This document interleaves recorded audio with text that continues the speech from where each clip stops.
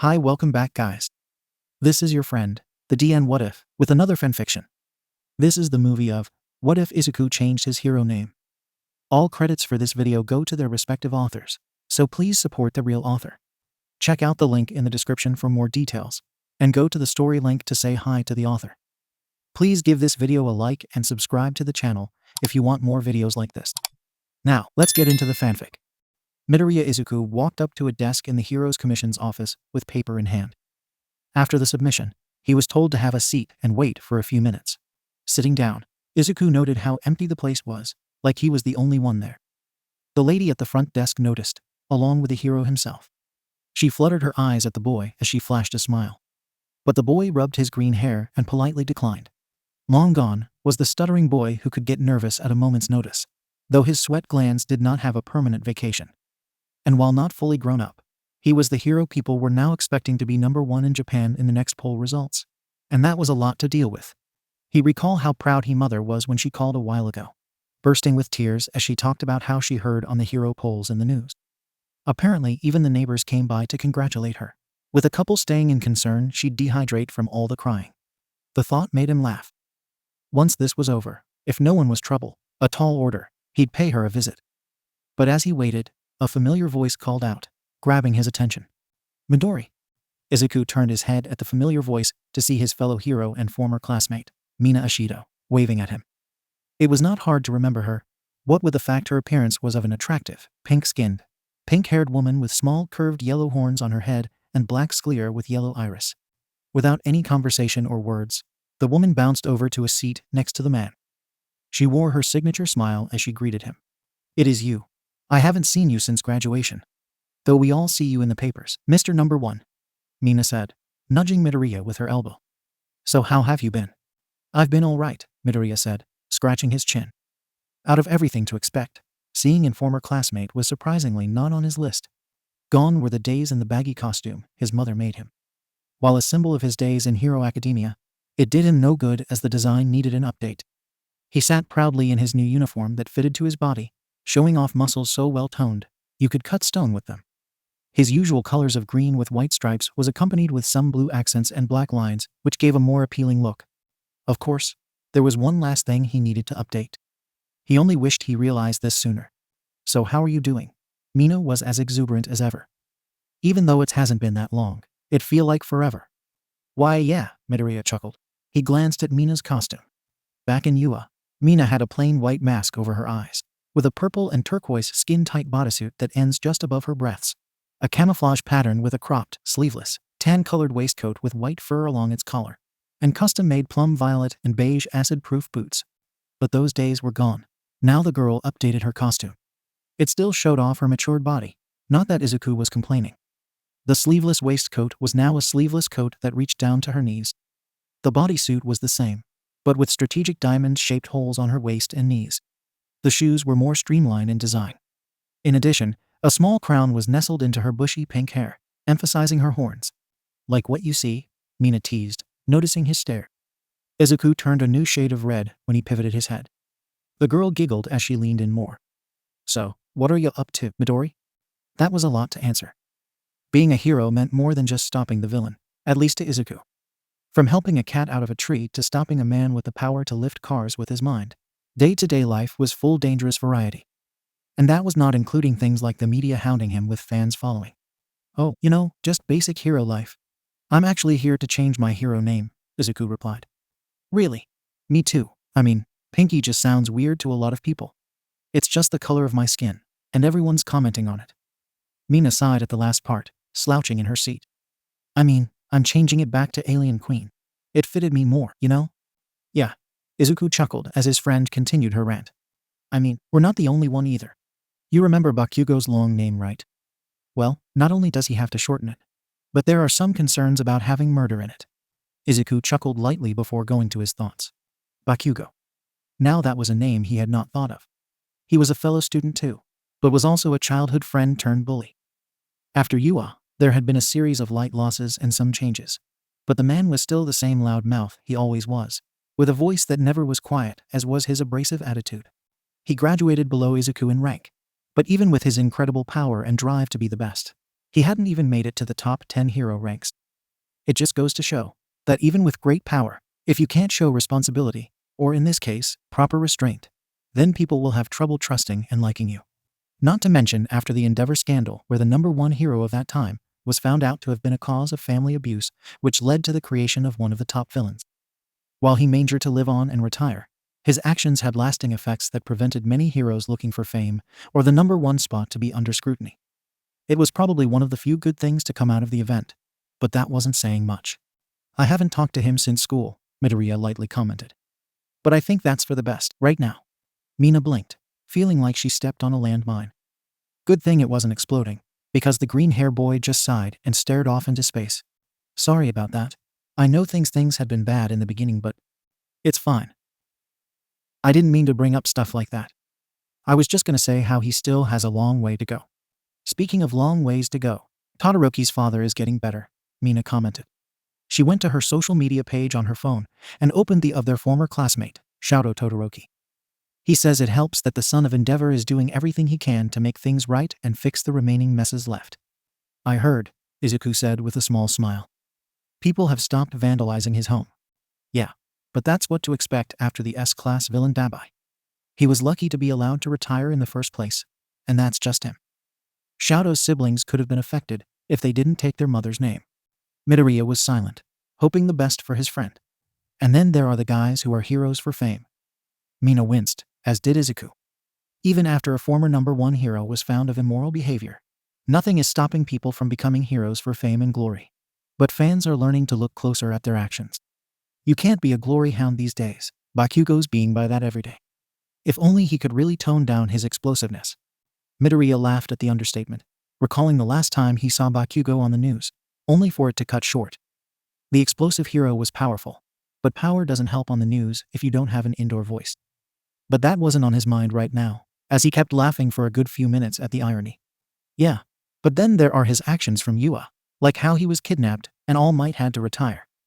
Midoriya laughed again. This one was drier and flat. Midori, are you all right? Mina asked, slightly unnerved. I'm fine, Izuku replied as he calmed down. I just haven't been able to laugh for a while. Odd, you always smile on TV. Mina poked his cheek, illicitly another smile from the boy. Yeah, but that's to make sure everyone feels safe. Things have been so busy, I haven't had a chance for me. Too bad the first chance I get is for me to change my hero name. So, what are you changing your name to? Mina leaned in with a smirk. I thought Deku was an important name to you. Izuku flashed a faint smile, the kind that held distance like you were looking at a stranger across the city. It disappeared as quickly as it came as the hero scratched his head. Mina watched as he was silent, dropping her smirk as she felt a stone drop in her stomach. Or at least, that's what she felt. Midori. It's not that the name doesn't have meaning, but after a while, there were people who weren't exactly thrilled to hear that the next #1 hero was named Deku. Izuku's voice was solemn and uncertain. He recalled various comments from news articles his mother would show during his visits. I mean, it still means useless. True. So I was thinking about how I move forward and decided on Zenshin. What do you think? Sounds pretty cool. But I gotta ask, why didn't you do that before? Change your name back in Yua. Well, back then, Ochako said Deku was cute, and I decided to keep it. Midoriya blushed as he scratched his face in embarrassment. He noticed Mina lean in with a somber expression. You two would have been cute together, Mina darkly said. Despite the shipper in front of him, Izuku sighed as he punched his nose. Pushing the girl's face away, he took a moment to collect himself before speaking. You do realize, it was because you all were pushing us together that we didn't go out, right? Midoriya looked Mina square in the eye, chastising her. But. It was suffocating. I mean, if you let us be, then maybe. But having everyone push for us was tiresome. We couldn't even enjoy time with you guys without someone teasing us. Mina couldn't say anything to defend herself. The boy was dead right, recalling tales like how they all went to the mall one time, and someone commented on him and Ochako. The girl vividly remembered how everyone on their goats, and even had them sit together when they went to get something to eat. The vision of how uncomfortable they were was as clear as day. Sorry about that, I guess. We were just trying to get you guys well. Mina couldn't finish that sentence. Ochako and I are still best friends. But we didn't want to go out of it meant having everyone pushing us. So, that's why we never went steady. Mina was silent. We do call each other though. She's doing fine. Actually found someone she likes too. Midoriya smiled, not a sad one or a jealous grin, but a real smile. He was honestly happy for his best friend. He sounds like a great guy, but she won't tell me his name for some reason. I guess she wants to make it a surprise. Mina wore a mischievous smile, something the boy noticed. You know something, don't you? I'm not saying a word. Mina got out her phone, opened her messages, and texted something. She snuck a glance at Midoriya before sending something. But let's just say you'll be surprised when you meet him, one day. Izuku sighed, just wanting to relax a bit. He looked at his own phone, unlocking and opening up the photos as he and the pink girl passed the time. He looked over many photos, from his recent heroic exploits to those of his friends. Then the pictures of high school came, flooding many memories, both good and bad, back. He saw old classmates and teachers, and even the principal in one too. I heard Aizawa quit teaching, Midoriya said offhand. Really? I didn't think he was serious when he said about teaching one more year then quitting, Mina sulked, having different memories. He was sneaky like that, like when he had remedial lessons during the school trip on our first year. Yeah, but we had a villain attack, so. I still wanted a romantic journey in the quest of courage. Mina puffed her cheeks in anger. Midoriya looked at her with a nervous face, not fully sympathizing with her. That moment in their lives was a bit chaotic, and could have gone better, among other things. Izuku stared at his former classmate as she went back to her phone. Despite graduation, Mina was still as fun-loving back in the day, and that made him wonder about their school days. He never said much to her, though he barely made attempts to initiate conversation when heroes weren't involved. He looked over her body, recalling how exotic her quirk made her, realizing how Alien Queen was a more fitting name. The little girl back then had grown into a beautiful person, and with her pink skin and yellow horns, she looked exotic. Mina paused as she slowly turned towards Izuku. Exotic? Mina asked, turning her face red. Midoriya did the same as he now realized he had said that last part out loud. It was an honest slip of the tongue, but his was too tied up to say anything properly. He began muttering gibberish in attempts to defend himself, but all that did was give the girl another laughing fit. I'm sorry, but you thought I was exotic? Mina said between her laughs. You never said anything, she gasped as a thought came to mind and got up. She turned around and leaned over the boy, with a big smile. Did you think I was pretty? You always were pretty. Mina gave a sly smile, making him blush. I mean that you look at your appearances. As the hero stuttered like a boy, Mina could not help snorting at the predicaments she had not known much about her former classmate. For some reason, she barely approached him. But it was entertaining to see the person most expected to take the place of number one hero, acting like he has never talked to a girl before. It was not long before she burst out laughing, returning to her seat. Well now, it seems Mr. Soon-to-be number one still can't talk to girls, Mina teased. She rolled back laughing, almost hitting her head on the wall. Can you even talk to a Choco as a friend? Hey, I talked to her. Yeah, but when was the last time you took a girl out? Izuku glared at the pink girl, who was still laughing at him. He had come a long way, and was reaching his dreams and goals, and could take being laughed at like that. But that was also adding to the problem, as the pink girl's words sank in. Being a top hero meant a lot of fans, with many girls and women swooning after him. The boy's face blushed the countless times he was swarmed by beautiful girls, with the biggest contender being the time he saved everyone at the beach from an cephalopod gang. Izuku blushed, as he recalled the many women in bikinis and the like, all very grateful for his presence and more. Looks like someone is thinking of something juicy, Mina teased, noticing how the boy had been quiet. She giggled as Midoriya gulped loudly yet tried to speak through a dry mouth. I guess you're thirsty, huh? The blush on Izuku's face spread across his face. Any more expansion and people could assume he had a quirk that turned his body red. All this served to fuel Mina's laughing fit. Truth be told, he didn't want to say that despite all the fangirls, not to mention the fan clubs, he never had a date before. Focusing on becoming a hero was rough, but took too much time. Now this is hilarious. The great hero, Zenin, hasn't been on a date. Mine lowered her voice at the last part before whispering into the boy's ear. Don't worry, Midori, I won't tell anyone. I know how bad the press would use that info. Promise. Izuku paused at the smiling girl, thankful for her honesty. Thank you, Mina, he said in awe, staring into the girl's eyes. Mina blushed at her first name being used, but more so at the fact the two were staring at each other. Her heart was now dancing, with certain emotion rising. She didn't know what to say, and honestly wasn't sure if following on them was a good idea. See something you like? Mina asked. The instant she said that, Izuku's head became red. She went back to her laughing fit, only taking a brief pause to stare at the boy before snorting, and going back to laughing out loud. She didn't calm down until the receptionist came out to tell her she was being loud. Izuku sat up straight and turned to the girl abruptly. Something in that stare stirred him, and he wasn't going to let it go. "You think I can't ask a girl out?" Midoriya grabbed the girl by the shoulders and looked her square in the eye. "Then, how about you and I go out?"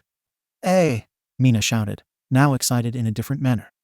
It was now her turn to blush as she listened. "Why, yeah, I know a place. We can eat and catch up. How does that sound?" The famous hero wore a confident smile as he stared. It held some nervousness, but it got the message across. Mina could not help blushing brighter at the invitation, wondering whether or not she should accept. Her mind was racing with possible outcomes, but after staring at the boy for a while, she calmed down and smiled. "All right," Mina finally replied. "You got a date." The two nodded in agreement, blushing madly. But the date was on hold as they heard that their hero IDs were now ready. As they left with their new ID cards, they quickly made sure they had each other's numbers, planning to go through with things. "Okay, I'll text you when I got some free time. You do the same, all right?" Mina asked. "You got it." Izuku smiled, waving a hand. "I'll see you later, Alien Queen. You'll be seeing me on the front page." Zenin. Mina winked. "Just you wait. I'll be making it to the top 10 before you know it." The heroes gave one last look at each other. The world seemed far away as they blushed, waiting for the coming date. It would not be until later they realized what they agreed to, but neither backed down, feeling a spark coursing through their bodies. And when the day came, they would meet with a smile with tales and stories of their lives. But the downside of being a hero, especially if you're expecting to reach the top rank, the paparazzi will hound you.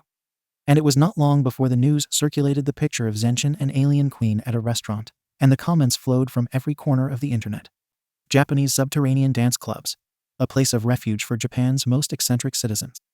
They always ran smoothly, letting certain personnel in or out, maintaining the appearance of a legitimate business, when most of its patrons were hiding from the law, one way or another. From common thugs to gangsters and even some supervillains, these were the places to find them. Or at least a lead. Inside, music was blasted as flashing lights painted the walls on a dance floor. Quirks, superpowers of all kinds could be found here, from having an iron stomach, figuratively and literally, to owning animal characteristics to being able to bend the elements. Trying to guess quirks could be like opening up a bag of every flavored beans. The heroine Earjack had been a regular in this establishment for years, maintaining a covert identity. Typically, places like this could be too much for her enhanced hearing to properly eavesdrop on anyone. But that was starting to change thanks to an experimental gadget. "You seem to be enjoying yourself," Earjack said to Alien Queen, who had ordered a third drink. "You said blend in, so that's what I'm doing. You can't tell me that someone partying is out of the ordinary." Mina was having the time of her life. She grabbed her glass and pushed it against her friend's face. "Come on, Jikaoku, order something. Trust me, people are already looking at the cutest girls in the club." She leaned into her friend's ear. "If you don't have a drink, we could draw suspicion. And after the last few arrests, we need to act the part they want to see." Earjack, Kyoka Gyro, was right now undercover under the name Jikaoku, nodding at her friend's suggestion. The girl glanced at the looks they were getting. Well, the ones mostly staring at Mina. Kyoka, a classmate from UA, had never been the tallest girl, but she was always someone to take charge. She was not stacked but slender with her petite figure. Her purple hair went past her chin, hidden in all the lights. Inside her leather jacket, the girl hid her extended earlobe headphone jacks, her quirk. Her punkish outfit with a white sweatshirt and jean pants was adorned with tastefully placed spikes and colorful wristbands. The pink girl was also in disguise, donning a blue tank top with the word "Sweet Girl" engrafted in a leopard print with a beige hooded jacket, covering her horns. Jean hot pants with red boots completed the outfit, giving a very flashy appearance that many found sexy. Despite the 3 she ordered, Mina had received give from other customers. She had to turn them down for work, but she tried to act playful about it. Despite her pink skin and hair, the dance lights camouflaged her with a tint rainbow. The girl was barely recognized with her hood hiding her horns, one of the reasons she liked coming to dance clubs. A place of refuge from life as a hero. Punching out villains while getting away from too much of the press. Some alcohol accompanying her undercover team up was just what she needed. It was always felt good being a hero, and even if she was technically off the clock, she'd still help out a friend like Gyro. And though they were working, that didn't mean the conversation was a single topic. "So in the news, Zenin and Alien Queen have been pictured together a lot," Gyro commented offhand. Mina almost spat out the last gulp of her drink as she blushed. The hearing hero gave a sly smirk as she glanced over her shoulder. Anything you'd like to share? Mina swished the drink in her mouth, cupping her hands on her cheeks as she glanced at her friend. Gyro's smirk widened by a bunch, making the girl feel uneasy. But the girl was not going to let her friend get the better of her. Gulping the beverage, she gave her signature look, a wide smile with a straight stare. I'll tell if you tell me how things are with Aoyama and Takoyami. Mina smiled wildly as Gyro backed away with a blush. Still liking the competition, she nudged her friend with an elbow. The girl's conversation was interrupted when a chair was thrown at the wall. This was an uncommon sight, but was expected in clubs like this. The girls looked over to see. Hey, a random patron tells, pointing at the girls. I know you. You're the hearing hero, Earjack, and you're Pinky. A man gestured to the DJ, making the music stop as everyone stared at the two.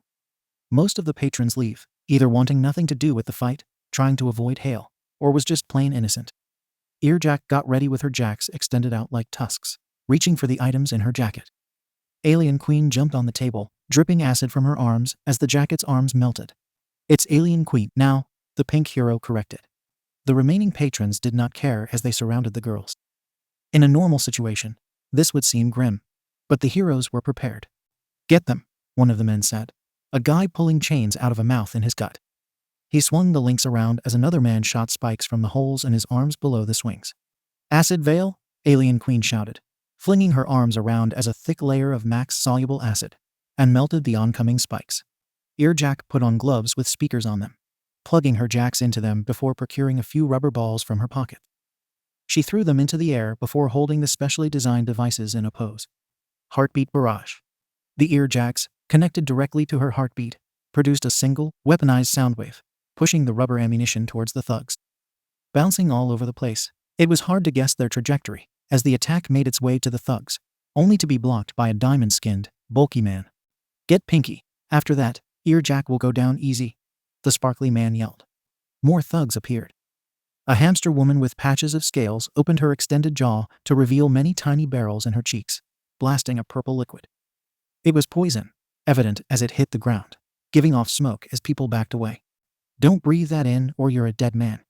Alien Queen clicked her teeth, forming multiple orbs of acid dripping from her hand like a sling.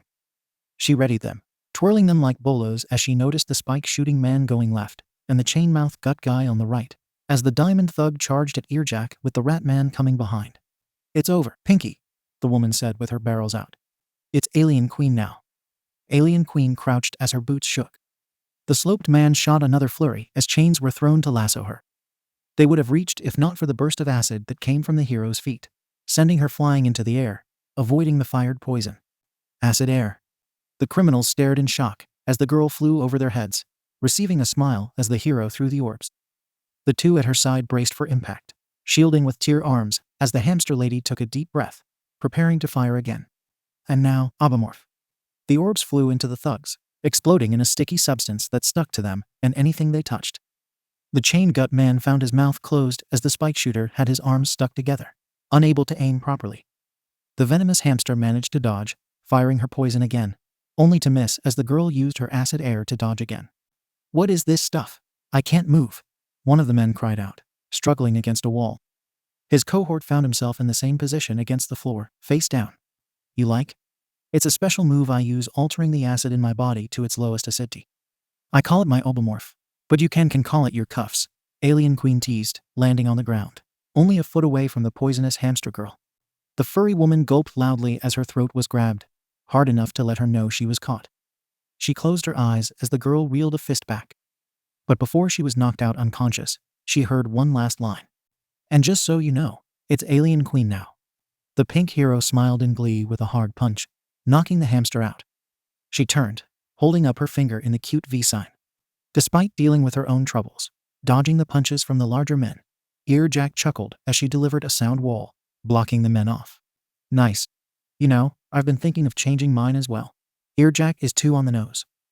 Her twin earlobe jacks pierced the ground as the men closed in.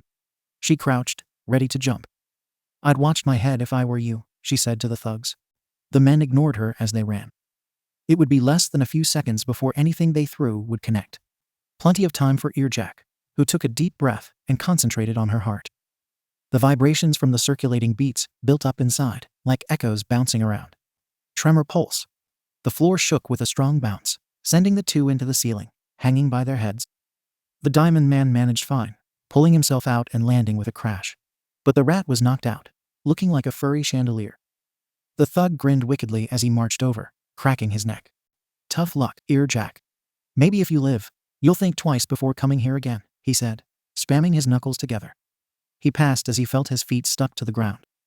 Looking down, the man saw the sticky substance Alien Queen had just used. Oh, crap. The man expected a punch from behind. But that was the least of his concerns as his ears were filled by the metal, organic plugs. He stared down at Earjack, who waved at him. Shame filled him before the sound waves did. The loud heartbeat reverberated throughout this body, knocking him out within a few moments. Now it was the smaller heroine's turn to smile in triumph. "Awa, this was a really cute jacket," Mina pouted, glancing at her jacket's arms. She noticed how the sleeves were gone and twirled for a moment, giving a nod of approval. "You know what, this is cuter." The girls walked out as sirens alerted them to the police. A flash of their hero ID, and they were down the corner of the street faster than the fight. Which was not saying much. Along the way, the two glanced at the night sky, with the pink girl humming a tune as the hearing hero glanced at her. "So Zenshin," Earjack said with a smirk. Alien Queen blushed, turning her pink skin red as she hid in her hood. "You're not gonna hide from this one. Mina, if you don't tell me, then I'll have to find out in the papers, and you know who they'll put it." Gyro's words were more than accurate. The press was always hungry for a big scoop, and nothing was more prominent than hero news, especially gossip. Anything the pink girl said could be twisted by reporters if she said nothing. "Mina," Gyro sing-songed. "We saw each other when I was getting my hero name changed." Mina kept her blush as she spoke shyly. And me thing led to Anather and we went on a date." And Gyro's tone was stern and louder this time. Mina blushed as she recalled the date. It wasn't anything fancy. She showed up at a nice cafe wearing an ordinary outfit. That was a cute t-shirt, jacket, skirt, and boots to her.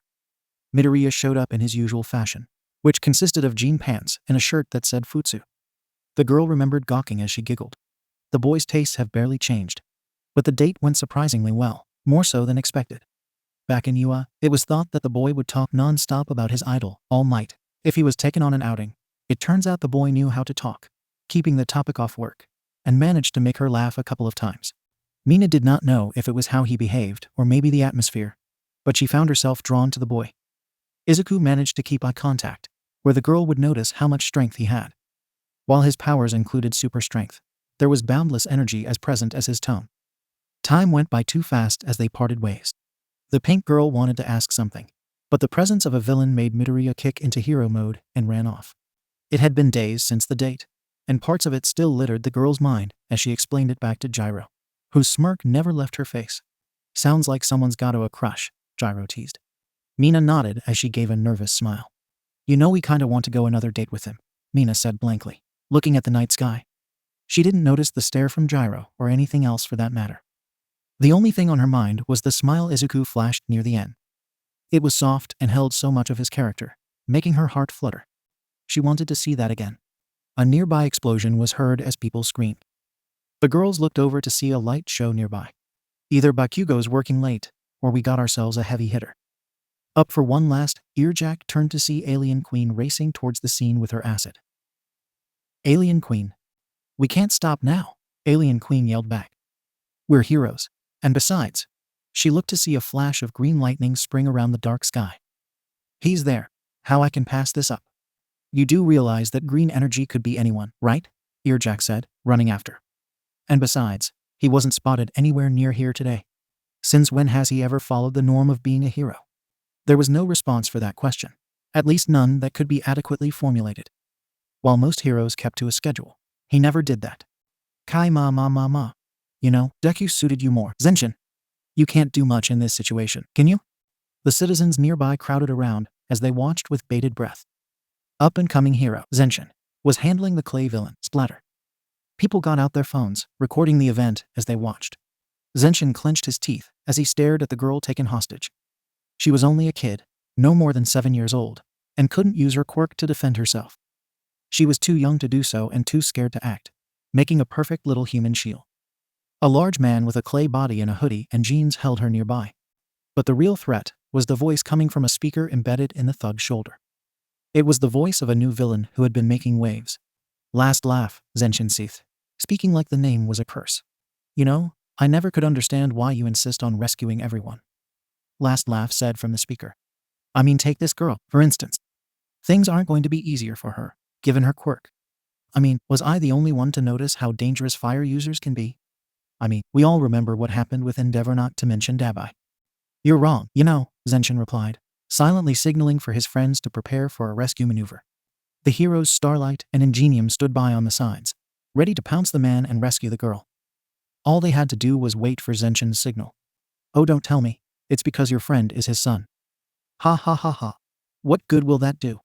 Everybody knows what the man did and what his eldest did. He can try all he wants. Redeemer is just wasting his time. As the villain talked, Zenshin focused on the little girl, who was crying her eyes out. He mouthed to her that it'd be okay, flashing a smile. It was what he always did during his heroics, and it worked. The girl calmed down, and parts of the crowd cheered. Seems someone isn't paying attention, Last laugh said from the speaker. Mr. Nendo, why don't you remind our guest the importance of proper conversational etiquette?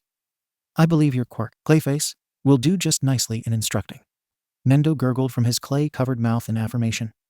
He began forming sharp blades and maces from his arms, as the clay swarmed his hostage, starting to bury her in his body.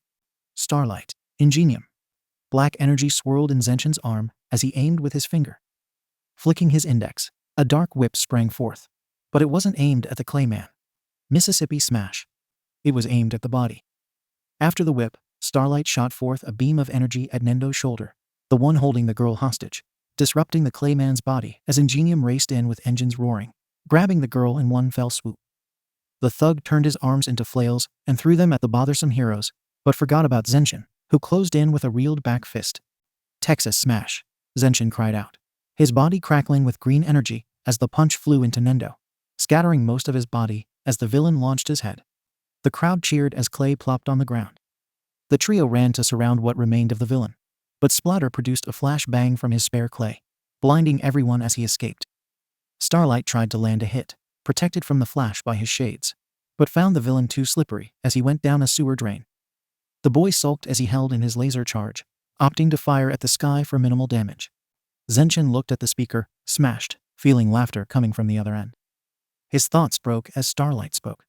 Thanks again, Zenshin, Ingenium, Starlight said, smiling through his star-shaped visor. His suit was like a shining knight, minus the helmet, with a black bodysuit underneath and a long purple cape. No worries. We'll get him next time, Ingenium said, giving a thumbs up as he turned to Zenshin. The man was dressed like a race car, specifically the engine with a black bodysuit underneath similar to Starlight. Isn't that right, Zenshin? Zenshin nodded, going back to staring at the smashed speaker, much to his friend's concern. This villain had been causing waves for a while, but there was no lead to where he was. He didn't notice Starlight walking over to break him out of his thoughts, but he did hear a certain pink girl's voice as she arrived. Awa, did we miss the fight? Izuku turned to see the disguised heroines running over. Alien Queen waved gleefully as she jumped past the crowd. Starlight and Ingenium noticing too, with the former now wearing a smile.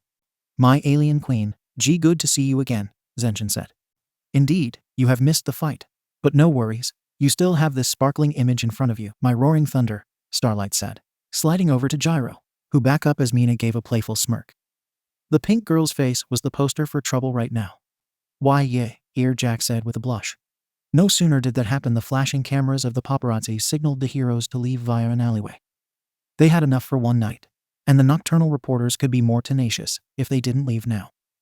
As the gang found some privacy at the other end of the exit, everyone sighed after a long day. What a day, Izuku said, inspecting his domino mask, making sure it was secure. I can't remember how many villain outbreaks there were today. Do you even count them? Mina teased, making the boy blush. Although I have to say, with Aoyama here giving off a light show, that was some way to end work, Gyro snarked. If it is the end. But of course, Aoyama gleamed in full costume as he struck a pose. Wherever I go, I light up the scene like a star. He glanced at Gyro. Just like lightning. Now if only there was a beautiful thunder to come along with me. Gyro blushed as Mina egged her on. The pink girl was getting revenge in full, all the while stealing glances at a certain green-haired hero. No one noticed they had more company until she spoke up. You guys saw that too? I thought I was the only one to come when I saw Aoyama's light show. Everyone turned to the source of the new voice. Its familiar chiperness became more recognizable as they noticed no one nearby. The heroes kept walking, already having an idea of who that was. Anywhere, is that you? Who else would it be? Anywhere answered. I guess we'll have a Class 1 reunion soon, Midoriya sighed, removing his domino mask while moving his mouthguard. He scratched the side of his face, noticing how rugged the surface had become, and he was not the only one as the others stared at him. You growing a beard? Mina teased. Izuku blinked in confusion, running a hand over his face. The tough bristles on his face made noise against his gloved hand, making the boy look into a glass window. The display made an excellent mirror with the darkness behind, showing the stubble. I guess it's been a while since I shaved, Izuku commented. Zenshin, you must take care of yourself. Proper hygiene is an important factor in a career as a hero, Ingenium scolded, motioning his arms like a robot. Hawks has a beard, and he's number 1, Gyro commented. Exactly. Just what kind of number 1 hero goes about with a slovenly appearance? Everyone laughed, much to Ida's chagrin. The boy took this matter seriously, having not let up such behavior since their days back in high school. Well, I think it looks sexy, Toru exclaimed. She slapped Zenshin on the butt, making the boy look back with sheepishness. Mina glanced at the invisible girl. If there was one thing that no one saw coming, it was that Toru developed feelings for Izuku.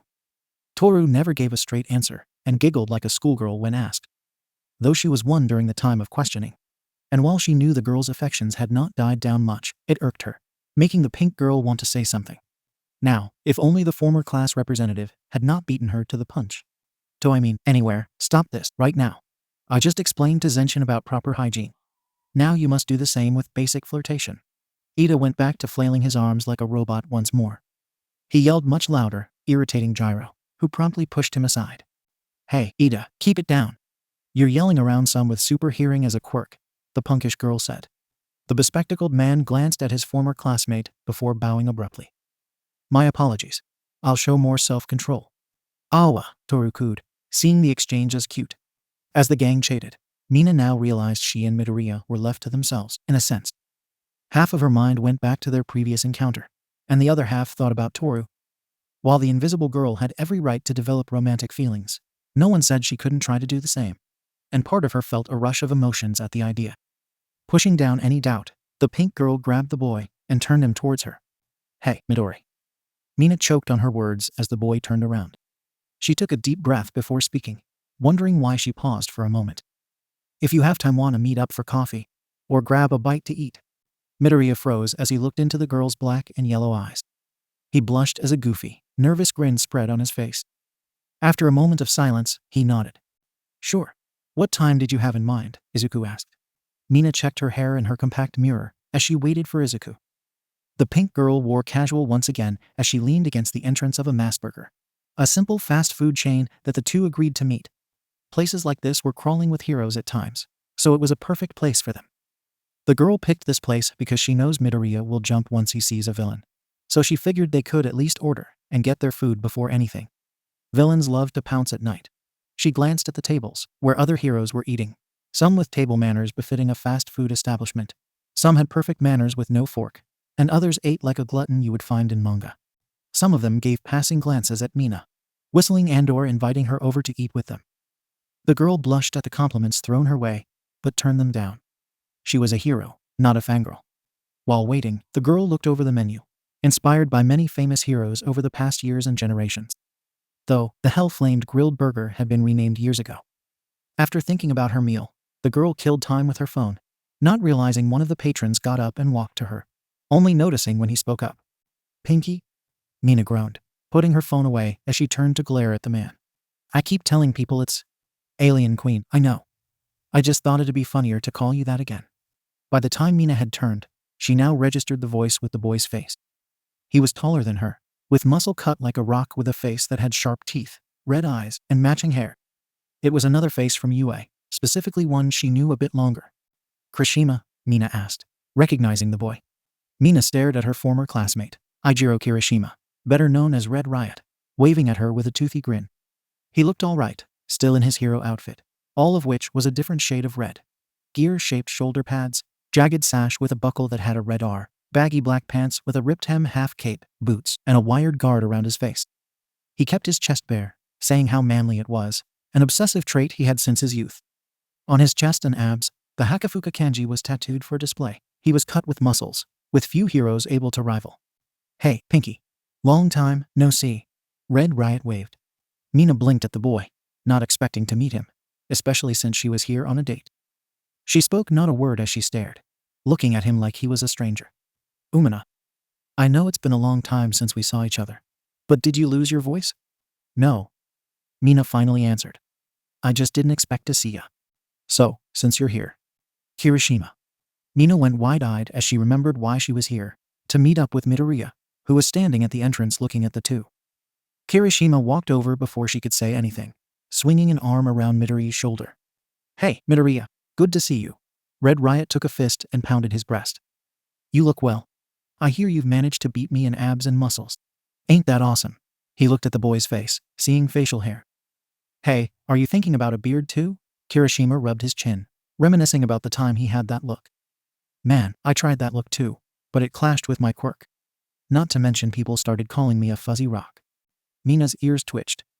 This was the first time she recognized those words. While it was common knowledge the green-haired boy was ripped, she never took the time to register just how cut he was.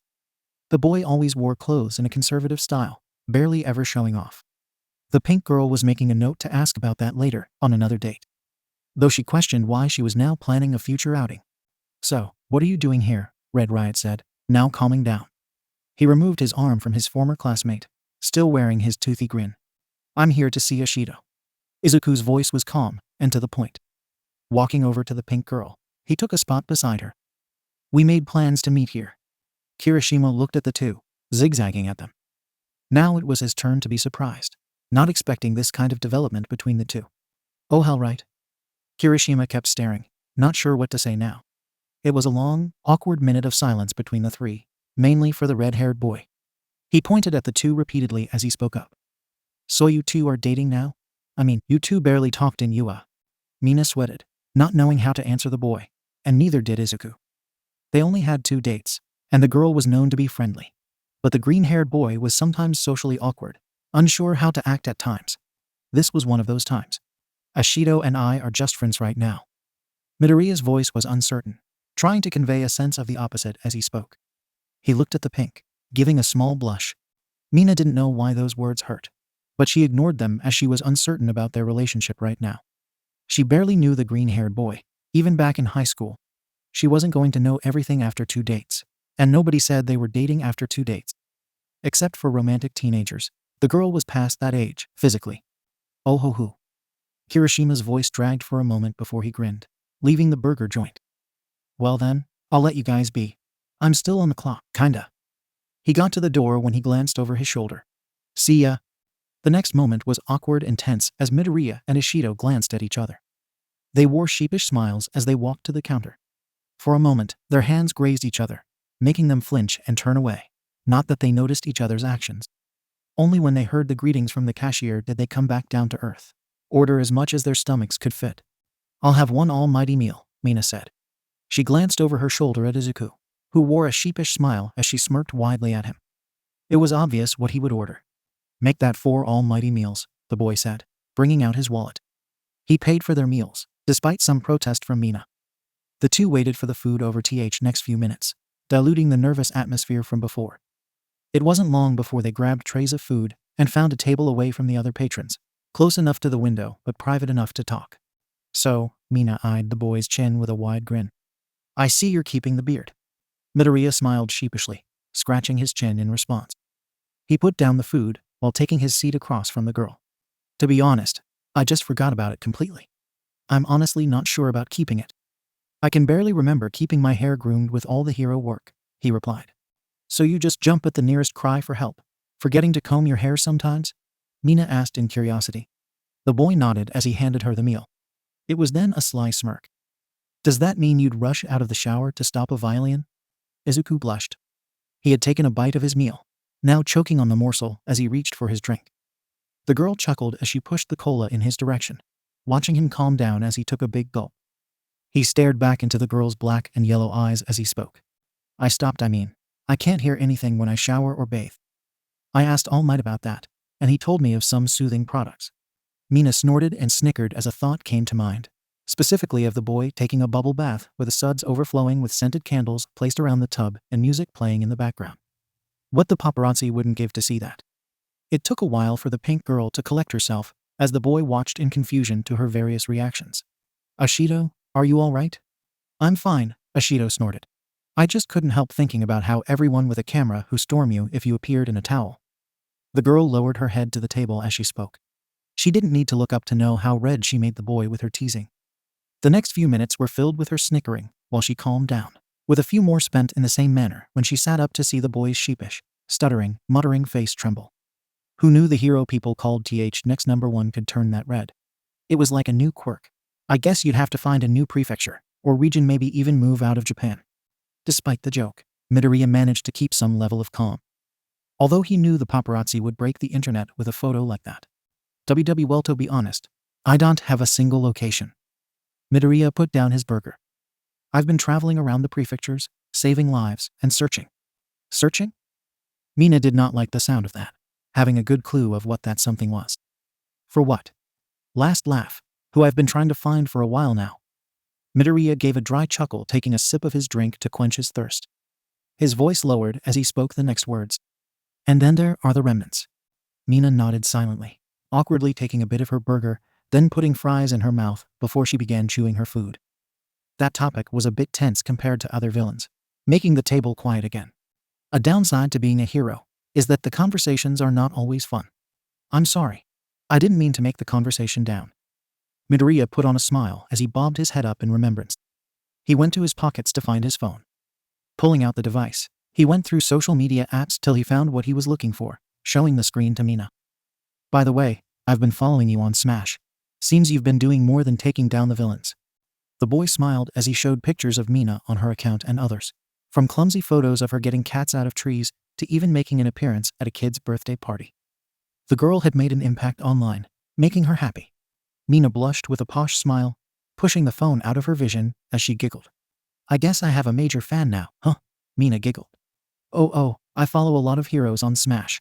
Midoriya pulled out more accounts. I have one for Ochako, Ida, Tsuyu, Todoroki. You follow Bakugo? The boy was quiet as his voice dropped. He awkwardly tapped the table as he reached for a burger and fries. Mina dropped her smile as she watched the meal being devoured silently, feeling a stone in her stomach as she tried to eat a fry. After a few minutes, the girl spoke again, carefully choosing her words. Sorry. It's just that you're one of the few who could tolerate him for a while. I don't even follow him. It's all right, Midoriya sighed, running a hand through his hair. But even I had a limit to his behavior. If only he stopped yelling and everything. Even after the apology. I think he's still trying to grab the #1 rank, Mina commented offhand. She took a sip absent-mindedly, not really caring. But that's only what I can guess. Midoriya shrugged in a similar manner as he grabbed another burger. The topic wasn't something he kept track of anymore, not that he cared to investigate. Shallowing his food, he tried to smile. I think it's time I follow and see how you're doing, Midoriya said. I see I have a smasher. Then again, look who I'm talking to. Midoriya blushed, blinking as he saw the mischievous smirk on Mina. I take it you're trying to upgrade to hardcore Smash? Mina asked, giving a wide smile as she fluttered her eyelashes. The boy across now stuttered, getting what she meant. I'm just kidding. I know you're not the kind of guy to do that. The pink girl giggled as her date calmed down. I didn't mean to insinuate anything, but I just found your account kinda like mine. It reminded me of why I wanted to be a hero, Midoriya said, giving a warm smile as he stared at Mina. I know things still aren't that great with how some heroes are still in this for fame and glory. But people like you really bring a smile to my face. It was now Mina's turn to blush, losing her broad smile as she exchanged it for a bashful smirk. She scratched her cheek in embarrassment, swearing to herself how she must look more red than pink. After a moment of processing, the girl calmed down and took a sip of her drink. You really think that? She asked. Not many would believe she was just doing the right thing. The girl glanced at her pink skin, which did bring some judgment against her at times. In a world of superpowers, quirks, physical appearances that differed from normal humans could be perceived differently in form.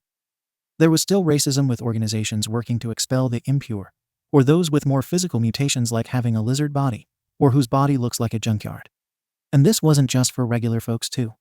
Ashido could recall a few comments about her color. And while not all were harmful, it made the pink skin crawl. Yeah. Midoriya's voice broke the girl's thoughts. One of the reasons I became a hero was to inspire people. But I'm not sure I could do that with a Smash account. What? Mina's shrill voice cracked through the establishment, bringing some attention from the fee around. The girl gave a sheepish smile as everyone calmed down, returning to their meals. She turned to the boy as she smiled wifey. You should see Koda's account. Mina took another sip. Gyro's been following him for a while. Changed his hero name from anima to wildlife. He doesn't post much, but he's working in jungles and others places where poachers are. She took a fry and chewed it before continuing. She pulled out her phone, showing pictures of the hero. He's really helping with all the wildlife around. Midoriya looked in awe as he saw the various photos, thinking about the food his former classmate was doing. Though he had one question. I forget. Who was Koda? He asked. The quiet one who could talk to animals. Mina blinked. Did you two ever talk? A shake of the boy's head was the answer. And sadly, that was something he showed regret for. The boy and girl continued like this for a good hour before they decided to head home. Their little get-together was refreshing as they left Masburger with smiles on their faces. Well, I gotta get home. I got stuff to do before waking up tomorrow. Maybe we'll have a team up next time we meet, Mina said, nudging the boy with her elbow. Just don't be surprised when everyone looks at me. She giggled, giving another wide smile. Yeah, same here, but I might go back into costume. More villains attack at night, Midoriya pleaded, looking into a dark alley. Mina looked in the same direction, then back to the boy. That's what's cool about you, Midoriya. You never stop thinking about others. She walked up to the boy, tilting his head towards hers. Her face was full of concern. Are you going to be all right with all that work? Midoriya's smile was confident, strong, and infectious, making the pink girl smile again. She would let him be, for now, but felt her heart pull her back, wanting nothing more than to help. But had faith in the boy, knowing there would be night heroes to help if needed. Well, if you need help, call me, Mina said, making a phone with her hand. 'Cause you're the only hero who'll fight past his or her hours if needed. Midoriya nodded, giving the girl peace of mind to return home. For a moment, just a moment, he felt himself staring at the girl, feeling a pull. Hey, Mina, Midoriya reached out, his arm extended as the girl turned back. His face was blushing brightly against the fluorescent lights in the restaurant. You want to see each other again sooner? Or maybe later, whatever works for you. Though not the same boy as in high school, Mina smiled. Feeling as though this was back in UA, she walked over to the boy as his arm dropped, staring into his eyes. Sure. Mina kissed the boy on the cheek as she ran off, leaving the bright red boy almost stammering. The girl felt such joy as she disappeared, neither noticing someone on the roof, looking through binoculars. Wait, do you need any help getting home? Midoriya yelled. I know you can probably handle anything, but if you want to help, you gotta catch me first. Izuku didn't know why he stood there. Maybe it was the way Mina spoke with childlike enthusiasm, or how his body felt frozen for a moment. But by the time he regained his ability to move, the girl was gone, with only her laughter echoing in his head. And yet, he was smiling. Red Riot was walking home, having felt like he did his part for the day, not seeing anything broken or hearing people scream nearby. His mind was blank as he recalled Masburger, specifically the girl and former classmate. Wow, Mina and Midoriya knew. He glanced at his phone, opening an app. Man, can things change. Just wait until Bakugo hears this. In the streets of Tokyo, the S-ranked villain, Skullblaze, flew through the air, causing mayhem and chaos. The man was 7 feet tall with a green trench coat over a western cowboy ensemble. His quirk, Atomic Burst, gave him green energy for a head and allowed him to shoot that very energy out of his body in any way he pleased. And right now, he was using said quirk for makeshift jet boots. The villain laughed as he looked at his cell phone. Easiest money I ever made, Skullblaze quipped. He put the device away and glanced at the bag in his hand. Who the heck pays someone to rob a bank? Blasting away, the man made sure plenty of people needed rescue as he shook off tailing heroes. Cars were blown up, and buildings crumbled as citizens ran for cover. Ha ha ha, try catching me now, suckers, Skullblaze taunted. He would have glanced back, but was certain no one could follow him.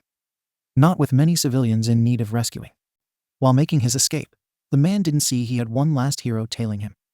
Leaping across the ground like gravity didn't command her, the hero closed the gap in minutes. With her black spandex with pink and white stripes accompanied by knee-high boots, wrist guards, belt, and visor, all pink, the girl stood out as she soon landed on the ground. Touching a few damaged cars, the girl lifted them up like feathers, using them like makeshift paper fans, pushing her forward. Special technique, warp gate. The draft the cars made allowed her to roll into the villain. Or it would have if the girl did not use the cars to hold the man. Gotcha, the girl cried out, holding the man with the makeshift coffin. What the, Uravity? The villain yelled, glancing up to see his captor. Your days terrorizing Evian are over, Uravity cried out. She watched as the man began discharging light green energy, telling her to speed things up. Clicking her heels, compressed air spun her and the encased man around, making him too sick to focus. As more air gave the heroine more speed. Using experience to her advantage, Uravity positioned her legs to use the air to direct herself towards the ground. After releasing him from the sandwiching cars, she threw Skull Blaze into the ground. Uravity Twister.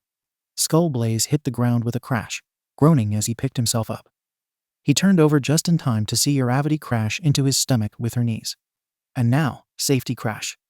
Uravity pushed herself off, the attack having knocked anything else the villain had. Skull Blaze went unconscious with a groan as the girl jumped away, landing the broken vehicles smoothly before touching her fingertips, deactivating her powers. She posed cutely, curling her pointer fingers and thumbs into a heart sign with a broad smile and a wink as the crowd went wild. People snapped photos as the girl went to cuff the villain, ensuring he couldn't hurt anyone anymore. Don't worry, he won't hurt you anymore, Uravity cried out. She looked to the cheering crowd as she eyed a few heroes. Their faces were mixed together in respect and contempt. But one held surprise as the two locked eyes. Elsewhere, though many monitors and displays, Last Laugh watched the entire ordeal. A nurse tended to him with bright multicolored hair and different colored eyes. She wore a smile attending the man with a cup of tea. So Skull Blaze failed. What else is new? Last Laugh glanced at his monitors, his smile never leaving his face. Still, he got the job done. Now we wait. Pointing to another screen, the man laughed as he saw his work in motion. Sure thing, put in. The nurse took a seat next to him. She stared at the screen in wonder as she watched. You Uravity, Alien Queen said in surprise.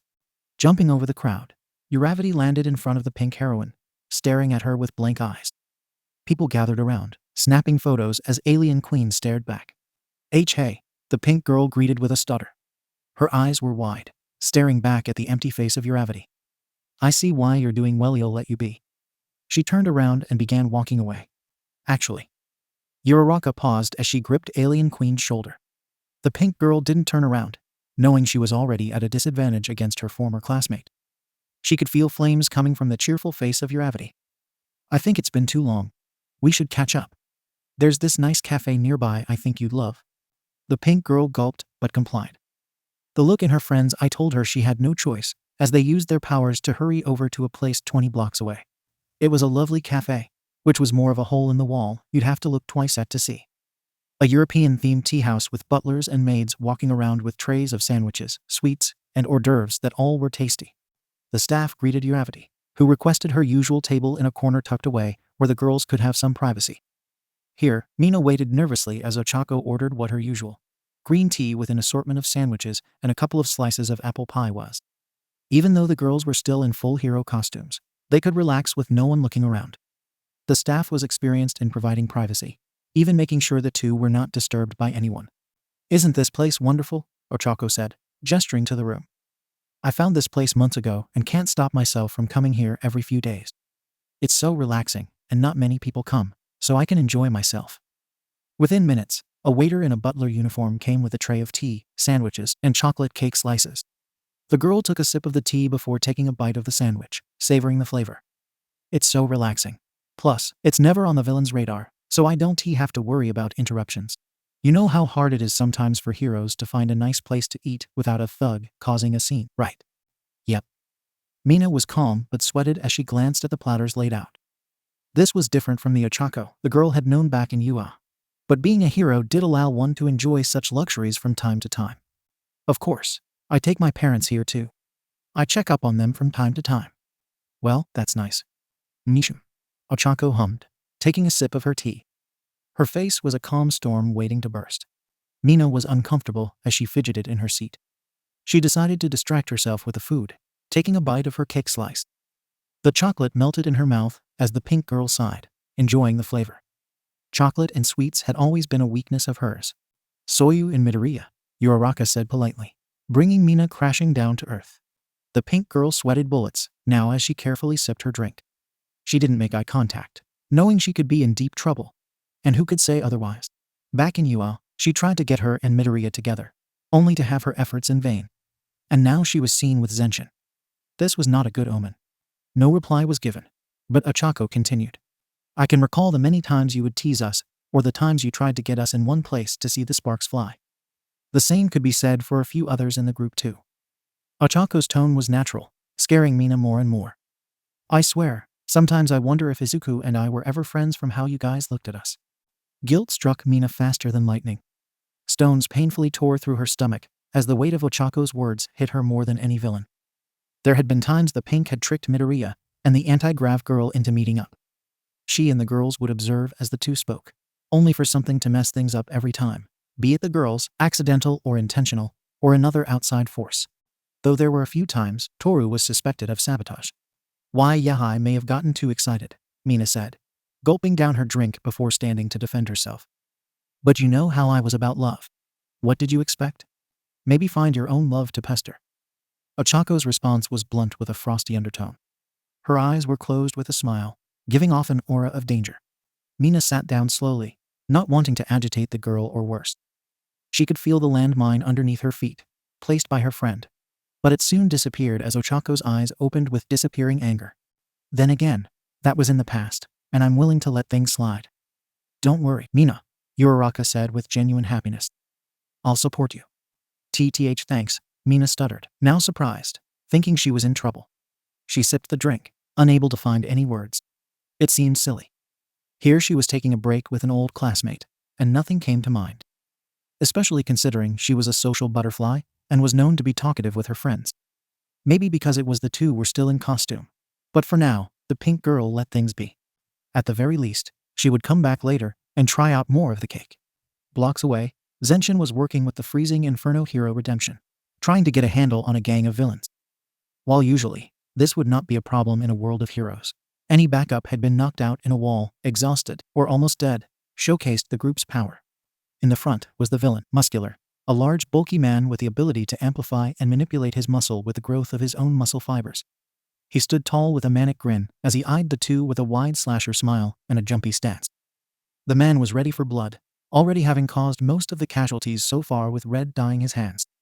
Behind him was a villainess named Lady Hayo, a leopard lady with a red mohawk sporting a kimono with the top parted, showing off the bandages she had wrapped on her chest.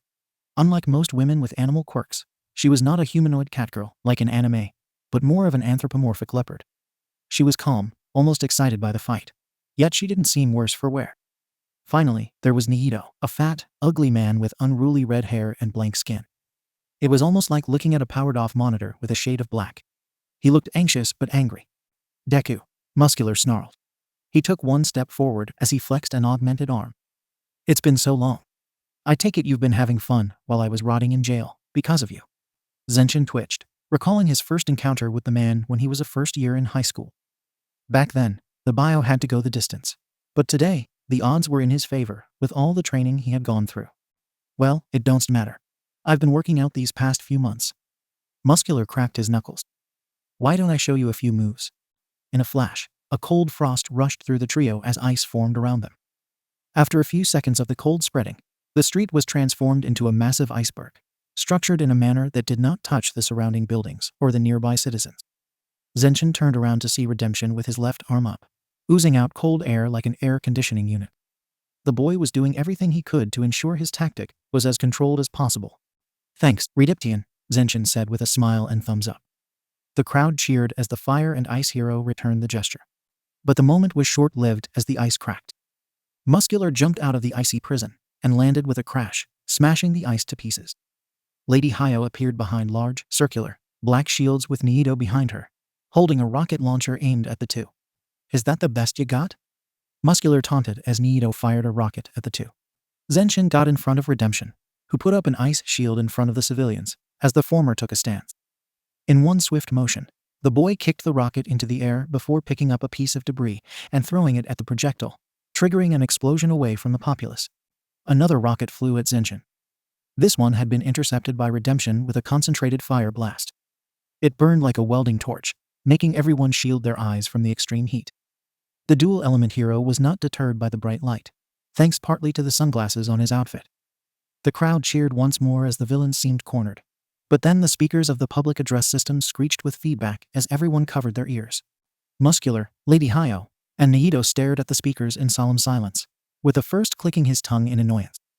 The muscle fiber villain stepped forward to deliver a devastating punch at Zenshin, but a voice stopped him. The voice of Last Laugh. Muscular, I believe our heroes had enough of a demonstration for one day. Why don't you head home and prepare for the main event? I know you're anxious to finally beat Zenshin, but we still have much to do. Ha, ha ha, ha, ha, ha. Muscular growled at the speakers, plowing his hand into the concrete below, and picking up a chuck to throw at it. A black disc appeared in front as Lady Hayo came from behind. You heard Last Laugh, she said in a calm tone. It's time to go. She turned to Naito, who nodded in agreement, pulling out a black orb. Naito threw the ball to the ground, summoning a black cloud to cover the trio as they escaped. Zenshin aimed with his black whip, firing a dark energy rope as Redemption followed with a floor of ice to ensure the villains did not escape. But at the cover dispersed, the culprits were nowhere to be found.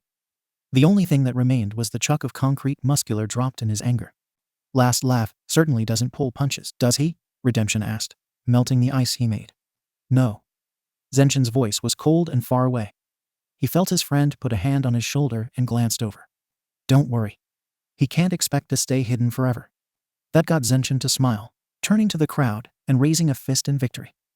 The audience shouted in joy as many got out their phones and snapped pictures as Redemption joined in. After some crowd control and working with the police, the two heroes walked off for some patrol. It was not expected they would find anything.